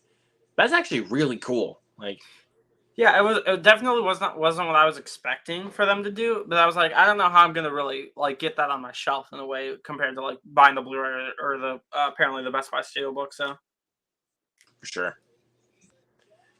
Guardians Volume 3 has the same average rating as Taxi Driver. Well, that's actually because Guardians 3 was great. yeah, I still like it got like an 82, and people were like, "The why Rotten Tomatoes is so stupid. Why is this so low?" And I was like, it's fair. I give it a 10, but I like it's a good score. I don't know what you're complaining I'd about. say it's close to a 10, but I kind of felt the runtime towards the third act. Yeah, that's fair. I feel like during the third act, I feel like yeah, it did get kind of bloated, but I don't know. I'm willing to overlook that because I just absolutely love the movie. So My least favorite movie of the year so far is Mighty Morphin Power Rangers Once and Always. Ooh, that's kind of a hot take. I know a lot of people are really enjoying that. yeah, I didn't review it, but I really enjoyed it. I thought it was corny, of course, but it's Power Rangers. That's what I was expecting. I had a great time with it. I still don't think that Quantumania was really that bad. Sorry. I know Taxi Driver is a masterpiece, but you still gotta acknowledge that Guardians 3 was great. Yeah, I don't know. I think that James Gunn left on a high note, especially for Marvel. Yep. Guardians 3 is Toxic Gamer 331's second favorite. Okay. I know if Zach Goller was here, that's his favorite movie of the year so far, which is not a bad choice. I don't blame him. It's great. But it's gonna take a lot for a movie to top Mario for me. Yeah, that one was I was actually really surprised. I went into it thinking I was gonna absolutely hate it, but I really enjoyed it. As a big Mario fan, like I could not be any happier with what they gave me out of it. Yeah, it was made for Mario fans, and I'm glad that it doesn't care that it was like it's not trying to be a like powerful character driven movie. It's just trying to be a fun movie for Mario fans, and I appreciate that. And then people want to criticize the movie for not being deep, but here's my argument towards that and why this would be morally the correct way to do it. One, it's Illumination. They don't really make that much deep movies. Yeah, I don't know who was going into the Mario movie from Illumination expecting there to be deep character moments. Exactly. And two, it's Mario. So with those two things, you can't really be complaining that it's not deep because it's not supposed to be. Yeah, my only complaint was that I kind of wish there was like more of a like story to it.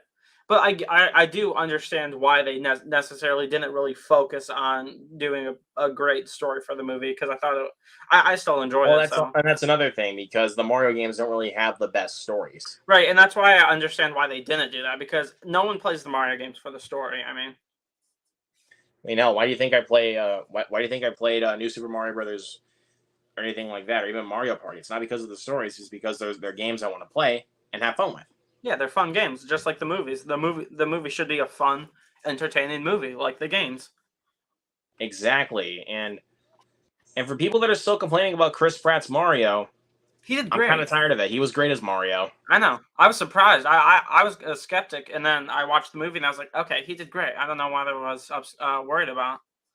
I was worried about it at first when they announced his casting, but I think everyone was. when we got the trailers and I heard his voice, I was like, okay, this was better than I was expecting. Oh yeah, I was expecting Chris Pratt to just go full Jared Leto and House of Gucci on us. I was actually thought it was awesome to kind of address it in a way, like during the opening, like after the ad and stuff, how they were wondering if like the original Mario voices were like good or not. So Yeah, and again, I was fine with Chris Pratt's voice in the trailers, like, because it was like, I mean, I just knew it was Chris Pratt talking, but when we kind of got into the movie, it was like there was there was some moments where it's like I couldn't even recognize that it was Chris Pratt. yeah, like you are like, okay, that's Chris Pratt for like the first like maybe like 5 minutes, and then you're just watching it, and then you don't really acknowledge the fact that it is him.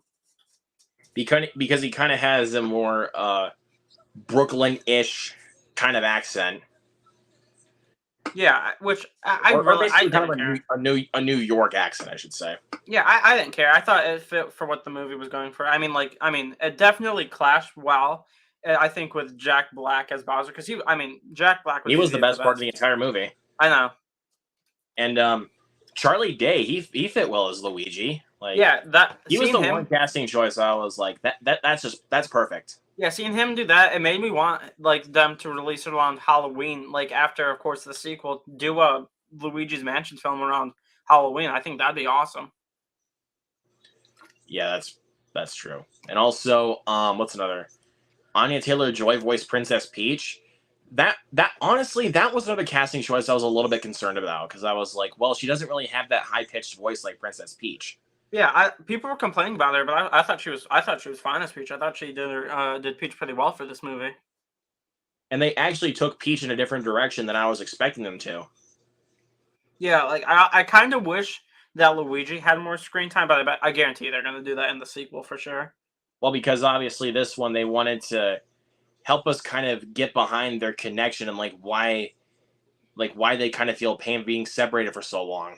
Right, and I think it made sense for who like these characters were for the movie. I think they serviced them pretty well. I think it's easily the best Illumination movie. 100%.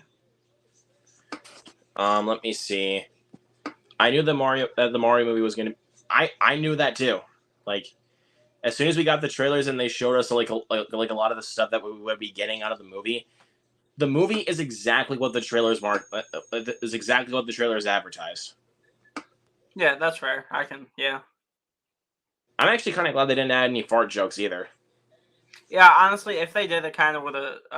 Because I laughed quite a lot. I thought the jokes except the slow mo got kind of repetitive, but all the other jokes I thought were actually pretty funny. I mean, if you want to do fart jokes, at least make them funny. Like, Right. look at someone like Sonic the Hedgehog 2. There's only like one fart joke throughout the entire movie, and that was actually really funny. Yeah, I think Sonic 2 is or the is bad up there guys, with Mario. or the Yeah, bad guys, like where you have Mr. Piranha, like whenever he lies, he farts. yeah, I think Sonic 2 for sure is up there with Mario as great video game movies. They are my two favorite video game movies. I'd say the same for me. Mortal Kombat's up there, the 2021 one. I like that one a lot.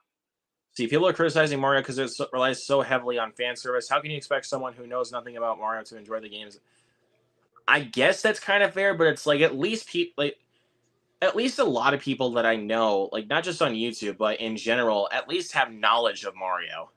Yeah, I feel like everyone knows Mario. I mean, the movie made $1 billion for a reason. Like, I think it reached $1 billion in 25 days, which is crazy. 15 days.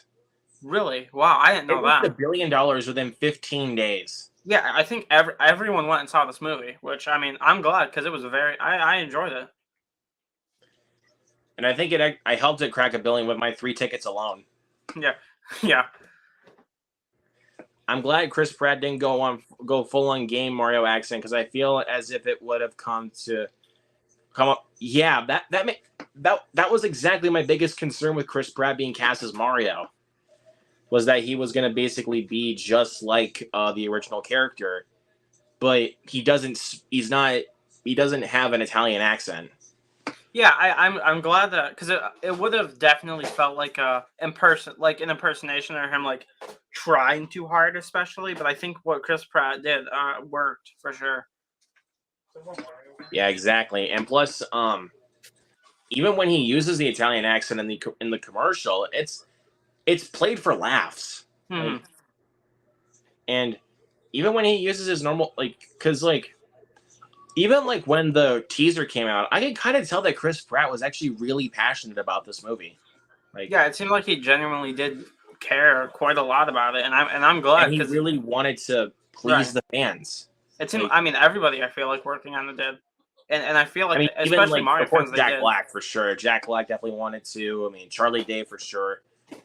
And dude, even Anya Taylor-Joy came in like a peach biker outfit at the premiere. Right, like I saw a lot of the premiere outfits, and Anya Taylor-Joy, She and then looked, Jack dude, she Black went looked all out. amazing in that outfit. Hmm. And I was like, well, I guess we now have our new Princess Peach. Like, and I know we're gonna get a bunch of sequels and spin-offs to Super Mario Brothers, but just please just keep Anya Taylor-Joy as Princess Peach. Yeah, I hope that I definitely think she's gonna say because I know she got. I'm pretty sure everyone in the cast got pretty positive fan reception.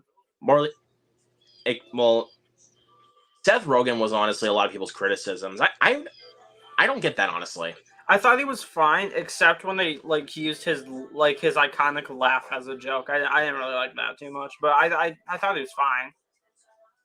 I mean, yes, I know it's just Seth Rogen reading lines, but there was actually kind of times I didn't really like. I kind of thought it was somebody else. If I'm being honest with you. Yeah, like especially during the Fallout of the Rainbow Road sequence, I thought I honestly completely forgot. Like that was the one time I forgot that Seth Rogen was the guy voicing him. Yeah. Jack Black as Bowser and Charlie Day as Luigi were the standout characters for me. And Keegan-Michael Key, Toad. Yeah, he did really well. Toad was hilarious. Hmm. I fear nothing. Love that.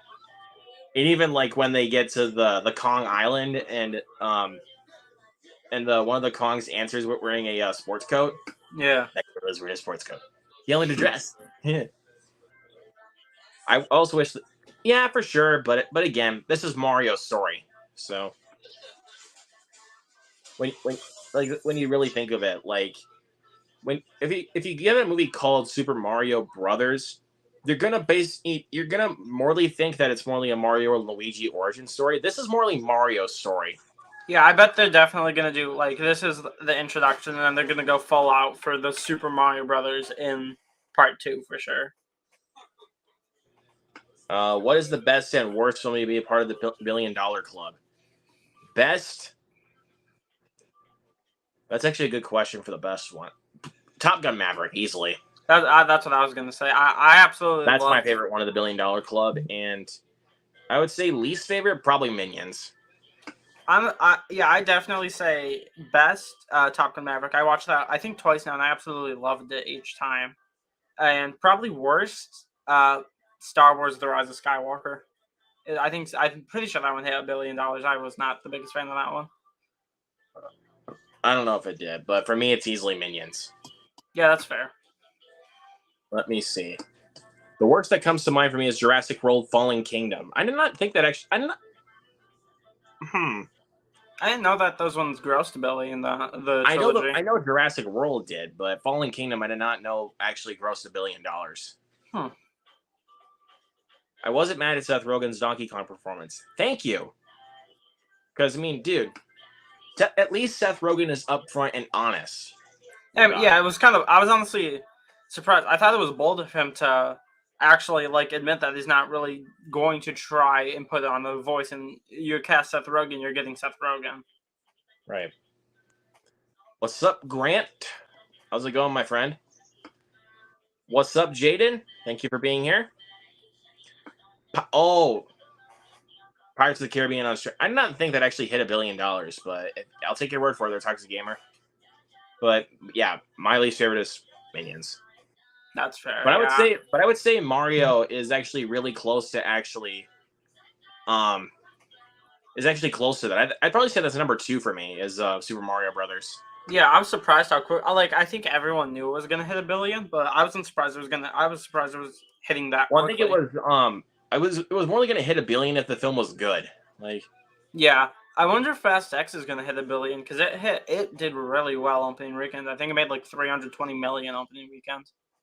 Actually, in the U.S., it only made $67 million. Really, I thought because I'm pretty sure worldwide it made over 300, which is pretty good. So yeah, I mean it had a budget of 340, I think so. Yeah, and I think that might even be the most expensive movie ever made. I think it's up there for sure. I think one of the Pirates of the Caribbean is also up there. Maybe, but all right. Next question. I got that ready. If you could watch 3 movies for the rest of your life, just only 3 movies, what would they be? Okay, that's a very good question. I'm definitely putting Spider-Man: No Way Home up there for sure. There you go. Off the top of my mind, I really want to put Top Gun Maverick up there, but I'm not sure because that one's very rewatchable. That one I would easily put up there.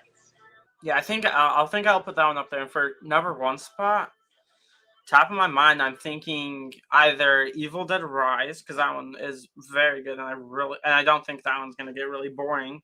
And I don't know. I'll say probably Avengers: Infinity War because that one's pretty good too. So either Evil Dead Rise or Avengers: Infinity War for a top spot.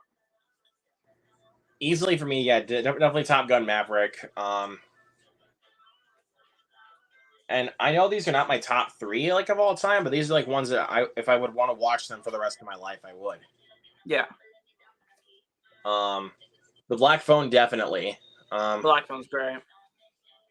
And this would kind of be tough for like 5. I would put kind of 5 movies on this spot because I know it's cheating, but this is just how I feel. So like Train Spotting, which is of course my favorite movie of all time. Hellraiser, the original, to clarify, the original Hellraiser. Did you watch the Hulu one that came out I think last year? That one was great. Yeah, I haven't seen I haven't seen any of them. I want to watch the original because I heard that one's really good. Okay, so yeah, Train Spotting, Hellraiser.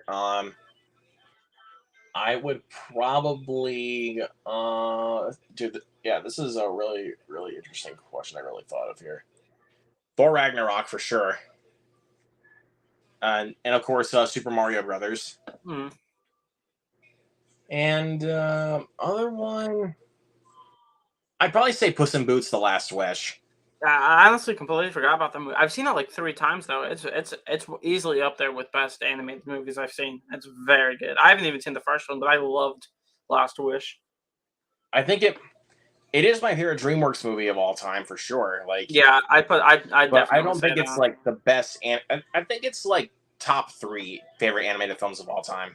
Oh yeah, I definitely put it up there. I knew people said it was good, but I was surprised at how good it was. Yeah. Best Seth Rogen film in recent memory was The Fabelmans. It's a great movie, but I think I prefer Mario. Yeah, I started Fablemans, but that's another one I haven't finished yet. Not because it was bad or anything. I just kind of got bored a little bit, but I'm definitely going to finish it soon. Movies and Train Studios, my homie. What's up, brother? Hey. Fablemans, more people should have seen.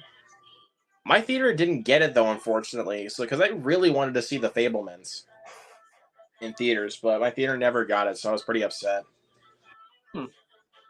Big spectacle films like Fast X do really well internationally because they translate well to other countries, because anyone can understand what is going on regardless of language. Fast X had a lot more of a story to it than I was surprised. Like, it had a lot going on.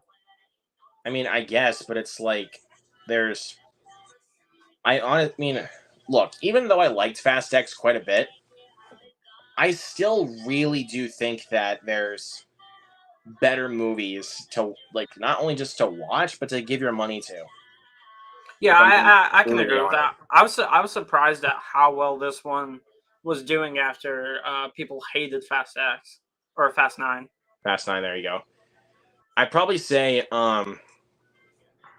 ones that I would say honestly that would be better to give money to, obviously easily Super Mario Brothers movie. Mm-hmm. It's another good one. Evil Dead Rise. And obviously, Are You There, God? It's Me, Margaret. Guardians 3. And if it stayed in theaters longer, I would say Renfield. Yeah, that one went in and out of the theater really quickly. The day that Are You There got It's Me, Margaret came out in theaters. That movie was just gone in my theater. Wow. And plus, when I saw it, it was me and 3 other people in the theater. That was it. Yeah, And I was like, I'm Mhm. glad that people are giving their money to Mario, but why not come support this movie? You guys don't like Nicolas Cage's Dracula? I know. Like, I was also like very surprised at how well Evil Dead Rise did at the box office since it's been so long. But I'm glad it is because it's great. Yeah, Seth Rogen isn't even the best part of the Fablemans. I agree. Paul Dano was actually the best part of the Fablemans. Yeah, I was gonna say because from what I've seen so far, I really enjoyed what I saw of Paul Dano because I didn't really like the Riddler in the Batman. I thought he was fine, but I really enjoyed Paul Dano's performance as him. Let's see. People just don't want to see original films in theaters nowadays unless they're horror films. I can kind of see that because when I saw Scream 6 in theaters, it was mostly full. Like, Yeah, and same same for thing with mine. Evil Dead Rise. Like, it was pretty much full when I saw it the first time. For Evil Dead But, Rise, it was me, my brother, and my mom, and then like I think 2 other people. So our theater was pretty empty, well, the and we went second time I opening saw it, day. it was completely empty. I had the whole theater to myself. Oh wow! Movies and Trains, dude. You are the GOAT, man. Thank you for subscribing to Gravy X Hey, Train. thanks so much. Thank you for being here, Toxic Gamer 331. We will see you in the live chat when we go to Zach's live stream. Well, I'll definitely be there later too. Yep, you and I both will. See, what's another one? And you like horror movies, right? Oh, it's easily my favorite genre. So if there's ever one movie that has scared you to death, like what's the scariest film you've ever seen in your life? It's a very good question. Definitely up there. Because I don't know if I can pick just one. Definitely Hereditary is up there for sure. When I first saw that one, I was blown away by that one. I thought that one was incredible. I'd say Evil Dead 2013 is also up there. That one's pretty creepy. That one I'd say is I'd say that one I'd say Rise is better, but I'd say 2013 has more gore for sure. And I watched the unrated I can cut. agree with that, but I'd say for me, definitely The Exorcist. Like, Yeah, I want to watch that one because the new one's coming out pretty soon. But I heard The Exorcist is very good, and it's streaming on Max or whatever it's called now, and I definitely want to watch it soon. that is a great movie. Did not really need to be a franchise because Exorcist 2 The Heretic was awful. But The Exorcist 3, though, The Exorcist 3, so freaking underrated. Yeah, I heard that. I heard the first one was really good. The second one was really bad, and the third one was pretty good. And then I heard that the TV series was good, but now I think it's called The Exorcist Believers, the new one. Apparently, the test screenings didn't go too well. Yeah, but that makes sense. I don't really trust test screenings too much, though. So Yeah.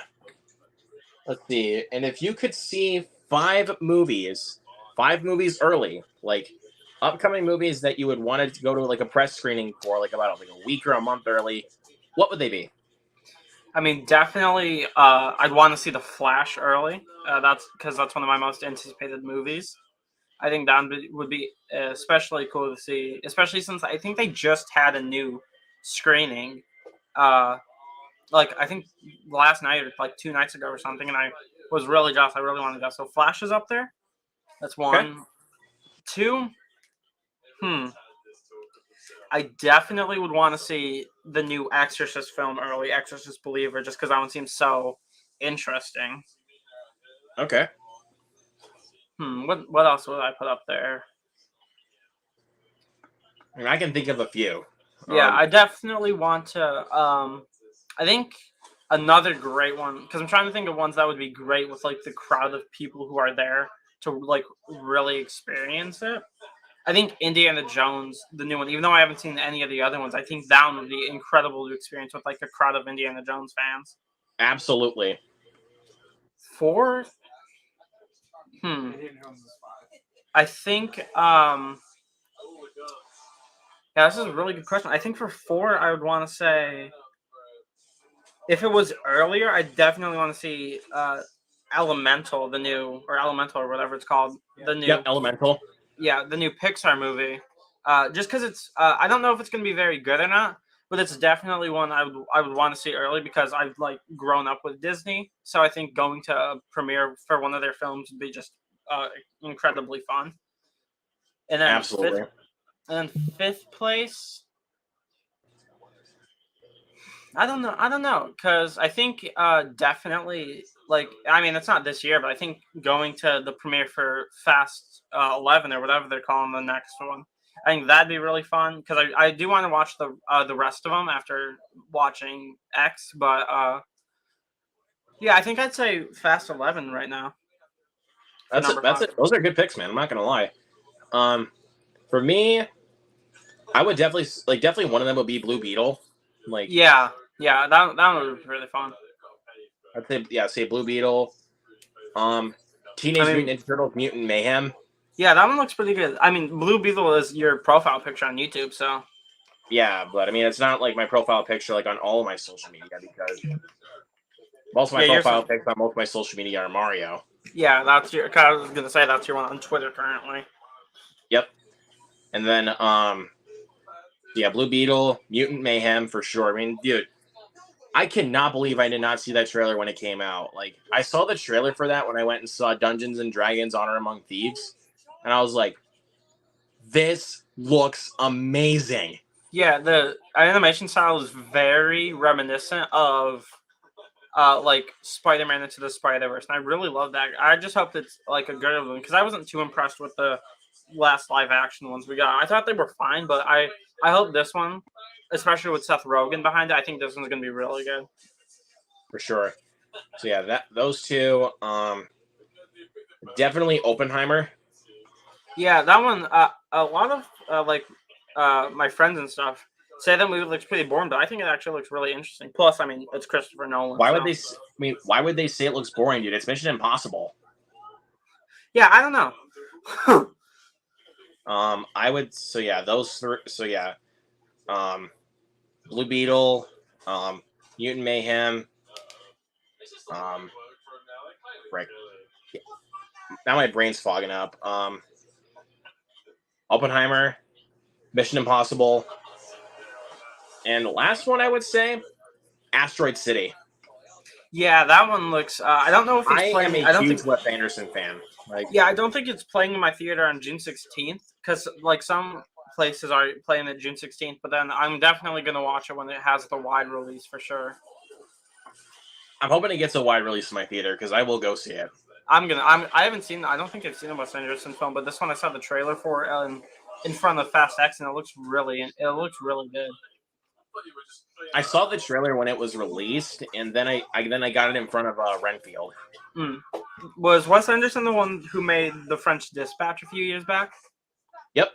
Okay, yeah, because I saw trailers for that, and that one looked really interesting as well. I kind of understand you're talking about original films, but it's like there's a lot of horror films that people are wanting to support these days. Yeah, horror's like booming recently. So yeah, there you go.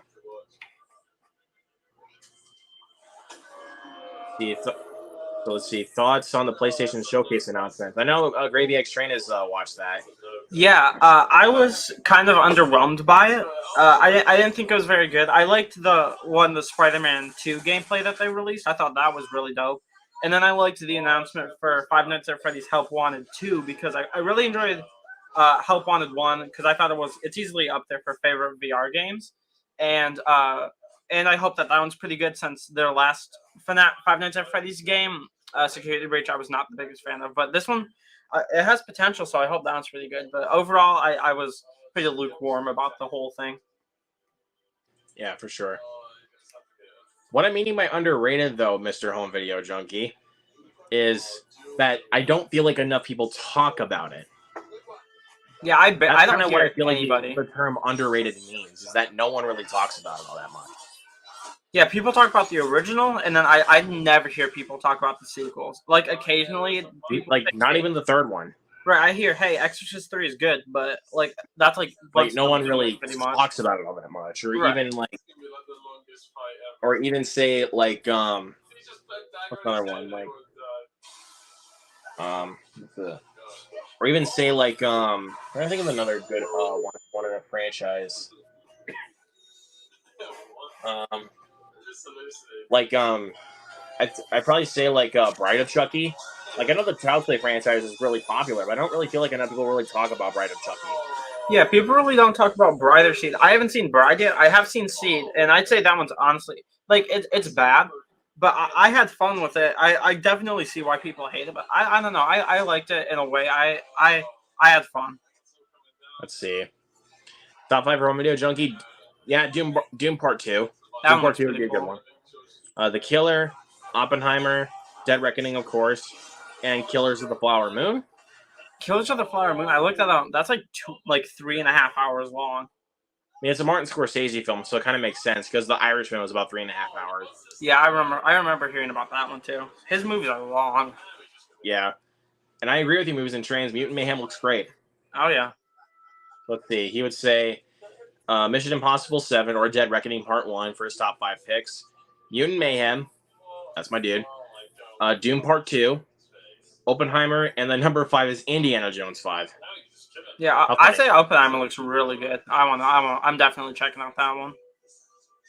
I saw the trailer for that again when I saw The Covenant, and then we're out for dinner later. And then my mom said that movie looks kind of freaky, and I was like,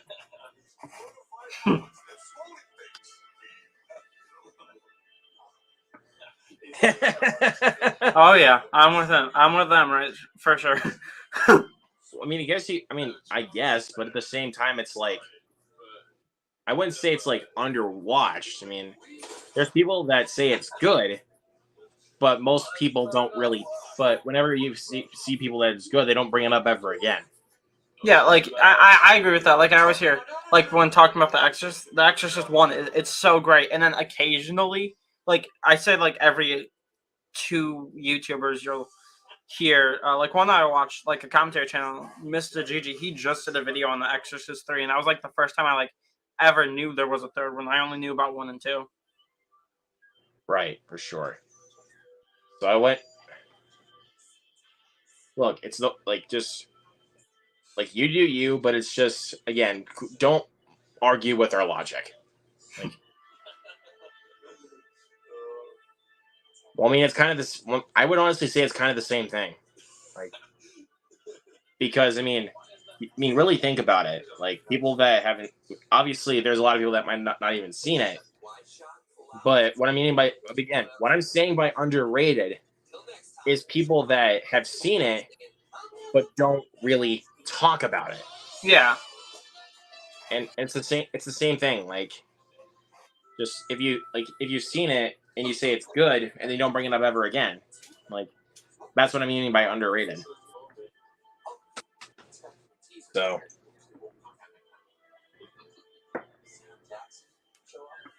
that's just the way I see it. Yeah, I absolutely get that. Like there are a lot of definitions, but I feel like that's the one that makes like the most sense. People see it, they just never bring it up. Or even like with Dead Silence, no, people have seen it, but they don't bring it up.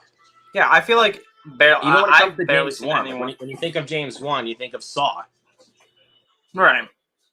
Or even like Insidious 1 or Furious 7 or anything like that. Like anything like that, they don't really bring up Dead Silence.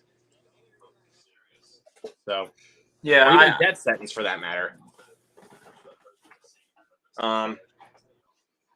I agree with. I mean, I wouldn't say it's pretty solid. I think it's actually really, really good. Exorcist 3. Yeah, I know a lot of people, like the people that have seen it and have talked about it. I've heard they like the general consensus is it is really good. So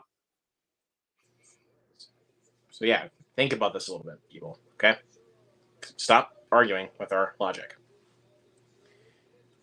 And yeah, he caught that in the background. But all right, this is gonna be my last question out of this out of my little questions here. all right. I never really asked this question to anybody because I kind of felt like I would gotta get the same answer every time. But what was the one thing that kind of inspired you to start a YouTube channel? So that's an absolutely great question. And I've actually wanted to do a video about this, but I never really have. One thing that inspired me is, of course, like watching other YouTubers do their stuff and say, "Hey, and like this looks really fun." But another part is that I like have always had that like passion to create something and like share, like whether it's like making like movies or something, which is something I want to do in the future, or just sharing my thoughts. Like I could never be the person that like watches a movie and then like doesn't share their thoughts. Like I have to be. I like always had the feeling that I have to be the one to like kind of express myself in a way that is video creation, and that kind of led me to YouTube in December of 2022, and it's been an absolute blast, and I absolutely love doing this. So yeah, For sure, man. I'd probably say yeah, I've always had the passion to create something. That's why I started a YouTube channel. And again, that's a good answer, but at the same time, it's kind of reason why I never really asked that question. Yeah. So, but if you know, you know. So, but again, like you said, like seeing other people's content and wanting to create something, and and you know, yeah, like something like that. But it's just also like anytime like I'm around my friends, I always love talking about movies. Like Yeah. that was the number one thing, even growing up, like going through schools or anything like that, that I absolutely loved doing was talking about movies. So I kind of felt like I wanted to start a YouTube channel and elaborate on my opinions a little bit more, so people don't have to be like, "What's your like? Why do you feel this way?" Hmm. But then still, like even with some movies, I get that question all the time because it's like, you can't leave me alone on it, really. If I Right. say what I say, leave it alone. Like, big example is Iron Man 3. I don't like Iron Man 3. And That's then the only one I haven't seen out of those three. people are like, dude, it's great. And I'm like, no, it's not. I'm sorry. Like Yeah. for anyone that loves Iron Man 3, I don't get it. Yeah. It's not for me. That kind of debate aspect that you can have, especially with like a comment section, I think is also extremely fun, and being able to like share reviews and stuff with people. I think it's very fun to do as well. But certain debates honestly can get really, really annoying. I can Because stand it's by that too. like, or even like when people leave you comments saying that you're wrong about your opinion. Yeah, I got that a lot on my Peter Pan and Wendy review. I got called sexist for that one too, which is very strange. Wait, what did you give that out of your score for Peter Pan and Wendy? I gave it a 1 out of 10. I did not enjoy it at all. Well, I wouldn't call you sexist for that though, I know, because like you I was didn't very like the movie. like I like there was nothing that I said in the review. Like I said that I liked that they had Wendy go into a more center stage for this one. I thought it was a nice change from the original, but I just think that her character fell flat. I mean, I enjoyed the film overall, but again, I understand where you're coming from. I'm not gonna like dump on you for it. It's just, you know, I don't know. I think I might need to give that one a rewatch. Yeah. So, but I don't know. I enjoyed it the first go around, so I really don't know what else you really want me to say. Hmm. Like, but I don't know. Maybe another watch. But what's another thing? And I don't even know. Like, I haven't really gotten like comments like that, but I kind of feel like that there's been people that have been calling me. Um, there's some people that have been calling me out like for my opinion on Halloween Ends, and also my opinion on Lyle Lyle Crocodile. Mm. Like, and I'm just like, guys, it's what I think. Like, can you You don't guys have just get it through right. your head? You don't That have it's to what I like. think.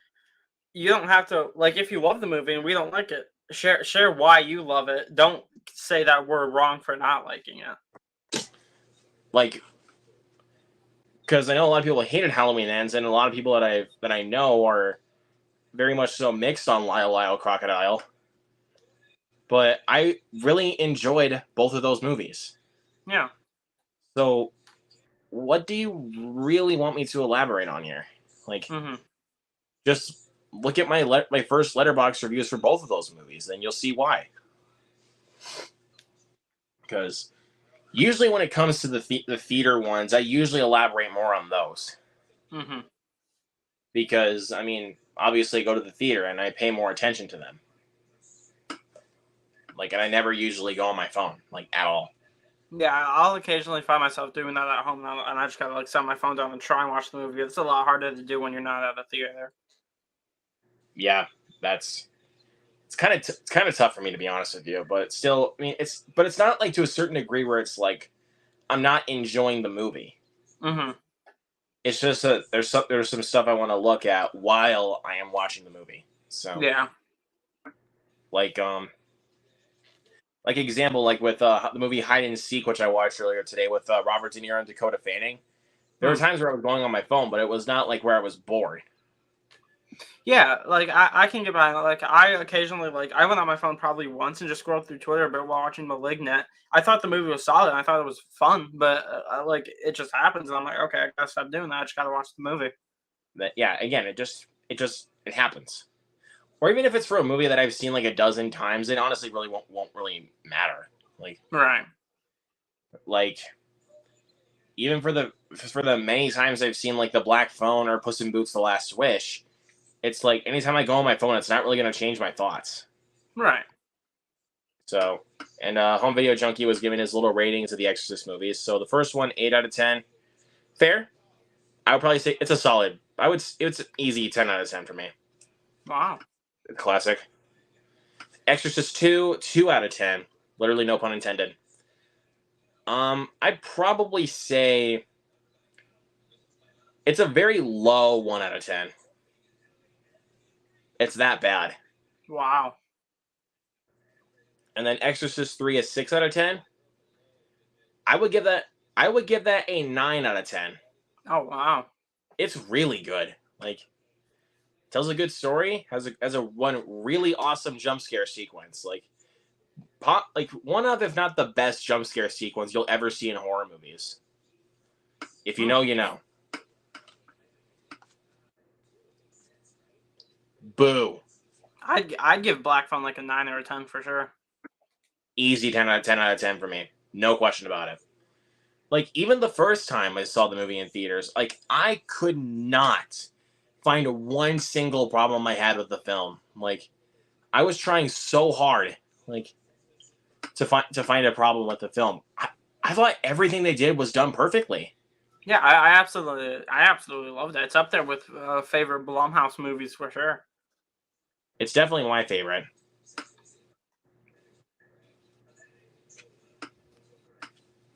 This boy's speaking facts right here. Mm-hmm. You speaking facts that my friend Movies and Trains, and I think for a lot of my friends that did not see that did not catch The Black Phone in theaters, I was honestly kind of pushing a lot of my friends to watch the movie. Like, yeah, Movies and Trains was one of those people. I was like, dude, you gotta watch The Black Phone. You gotta watch The Black Phone.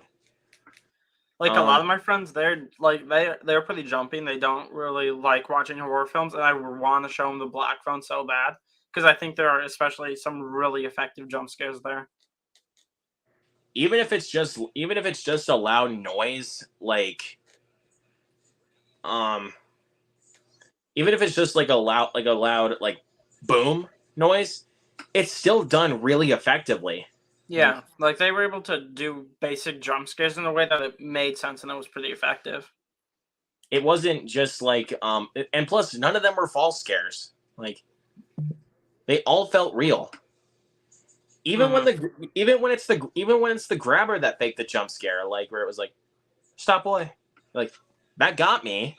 Yeah, I feel like that was felt like so a good scare. Mm-hmm. I mean, and I wouldn't even consider that to be a fake jump scare. Yeah, I want like, because everything else, like all the jump scares that they had in the rest of the movie, all felt real. Yeah, if anything, it's showing like just how on edge Finn is from the grabber, if anything. And it's also not even just about the grabber just kidnapping a kid. It's also a lot about the family drama. Mm-hmm. And that can honestly be scarier than any jump scare in any horror movie. because even some of the drama that was going on in the first act with Finney's family, Yeah. like it was disturbing. Yeah, it was hard to watch for sure. Even like if any of you guys have not seen The Black Phone, spoiler alert, but when the dad gives Gwen the bell, I was like, really? She Dude, my was heart was incredible in breaking. that scene as well. Like, dude, my heart was breaking for her because I was like, she didn't deserve it. Right. But I know fathers like that though. That's kind of that's kind of another thing that also makes it stand out is because like I know fathers like that are abusive to their kids. Like even if some kids really screw up even in schoolwork, they don't deserve like that big of punishment. Like getting their consoles destroyed or anything like that. I kind of just feel like that's a bit too much of abuse.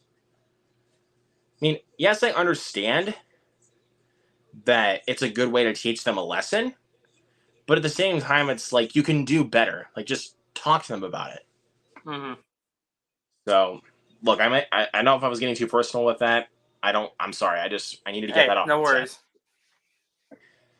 Because again, I know fathers like that beat their kids. So, and also kind of made sense for Finney's father because he's an alcoholic. But again, dude, as that scene was happening, and when I heard Gwen screaming from the kitchen, I was like, "What's going on?" And when it revealed what was going on, like, dude, my heart started breaking because I was like, "Oh yeah," because I was like, "Oh, dude, no!" Like that, and plus, like the way that the scene is executed, it feels so freaking real. Like it actually feels like you're in a real life situation like that. And all credit for that really goes to the screenwriters for the movie, Scott Derrickson and C. Robert Cargill. And plus, Scott Derrickson knows how to bring realism to his movies. Even if it's just like a ghost type of movie like The Black Phone or Sinister, he brings realism to it. Like he makes it feel real. He makes it feel like you're actually in that situation. So I won't tolerate any Scott Derrickson hate because Scott Derrickson is a genius. I can stand by that too. Yeah. Because dude, look at the films he's made: The Black Phone, Doctor Strange, Sinister, Exorcism of Emily Rose. The dude's a genius. Like you can't deny that. Like that man is seriously a genius. And he knows what he's doing when he's crafting scary movies. Even if it's just a really simple jump scare, sometimes the simpler, the more effective. Like, what's a good use of that? Like Smile. Like Smile uses a lot of really familiar jump scare tropes, but it's done so effectively to a certain degree where it actually really made me feel uncomfortable. Yeah, I was surprised with Smile because the trailer was not really like what the movie was at all. And bro, that is legitimately one of the scariest movies I've ever seen in my life. I can agree with that. It's very good. It's weird that they're making a second one though. I mean, with the way the film ended, though, I actually am kind of interested to see where they actually decide to take this story. Because the way the film ends, it's kind of like some other horror films where they end on this like really big cliffhanger, and it's like, I want to see where they go next. I wonder how they're going to do that for a sequel. I'd watch it for sure. Well, it kind of makes sense why they're going to do a sequel, though, because the film made a lot of money at the box office. Oh yeah, everyone was talking about it really well, and I was like, well, okay, I'm up for a sequel. Like, I mean, look, there's not a lot of films that really do deserve sequels, but it's like when they end on cliffhangers, they make you want to see more. Like, yeah. Again, like Smile, or what's another, or even like the way that Evil Dead 2 ended, like when he goes into medieval times. Yeah. It makes you want to see like where the story of Ash is going to go. Really, both of the first two Evil Dead films, because Ash almost getting like the Deadite thing going towards them towards the end of the first film, and they're just ending there, made me want to instantly watch part two. And with the David Gordon Green Halloween trilogy, the way that both 2018 and Kills end, they make you want to see like where they're actually going to end this franchise. Mm-hmm. So yeah, so those are like ones that I can really think of that end on a good cliffhangers, like, or hell, even Infinity War, like Yeah. the way that one ends, it actually makes you really want to see more. So and again, I love when they do that. Like, as long as you execute the ending just right for a certain cliffhanger, then you're gonna have me in the theater seat day one to see exactly where the next part of the story is going to go. Oh yeah. So now look, I know we get too many sequels and reboots and all that, but that's the way Hollywood is, people. Deal with it. Yeah, that's what I've learned. I prefer originals, but I'll be there for sequels too. So As long as it's something good. Like right. again, like Smile, I'll be there for the sequel. And I mean, I already know we're gonna get sequels, even for Super Mario Brothers. Like, I already know we're gonna get sequels because the film made a lot of money, Mm-hmm. and plus, it deserves more sequels. Yeah, I this mean, is such even a though we got universe that so they many can build Easter out. eggs, what? This is like, especially with Mario, it's a universe that I feel like it makes sense to make a franchise out of this and build out the world.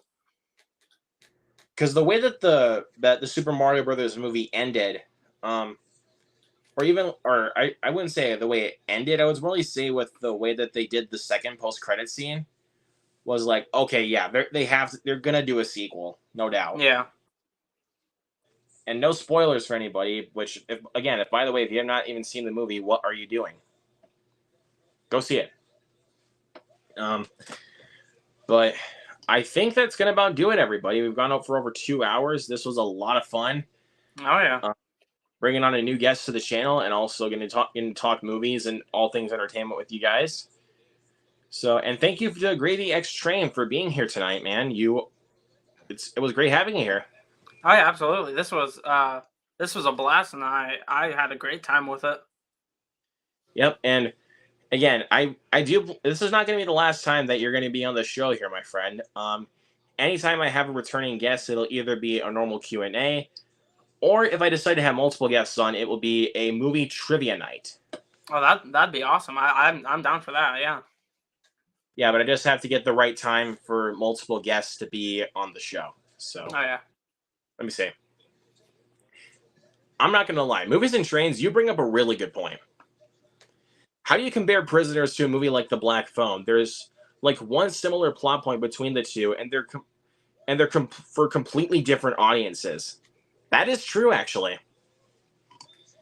Prisoners is much more for a niche audience, but if you love a good simple horror film, that's The Black Phone. Do you see the difference?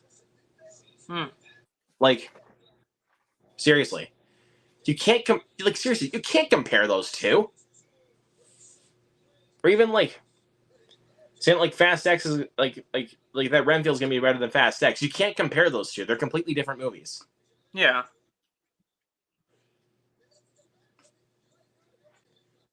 Really? Tweens? No. There's my buddy Zach Goller is like in his like close to his late 20s. He loves The Black Phone. I'm in my 20s now. I love that movie. So I don't know what you want me to say. Go watch my review that I posted back in June. Anyways, sorry for the rant. No worries. But also, if you don't know, I do watch alongs on my channel. So potentially, if I find one that I would like to get you on for, I will do that for you. All right. Yeah, that'd be great. So, and let everybody know where they can find you, my friend. And if you got any upcoming content, let us know. Yeah, definitely. I am, of course, on Twitter. Look up CrossGavo2, and then I'm on YouTube and Letterbox. There, everything is linked in my description on my channel page, and it's also in my banner. So yeah, please subscribe. I'm trying to get to 1,000 by the end of the year.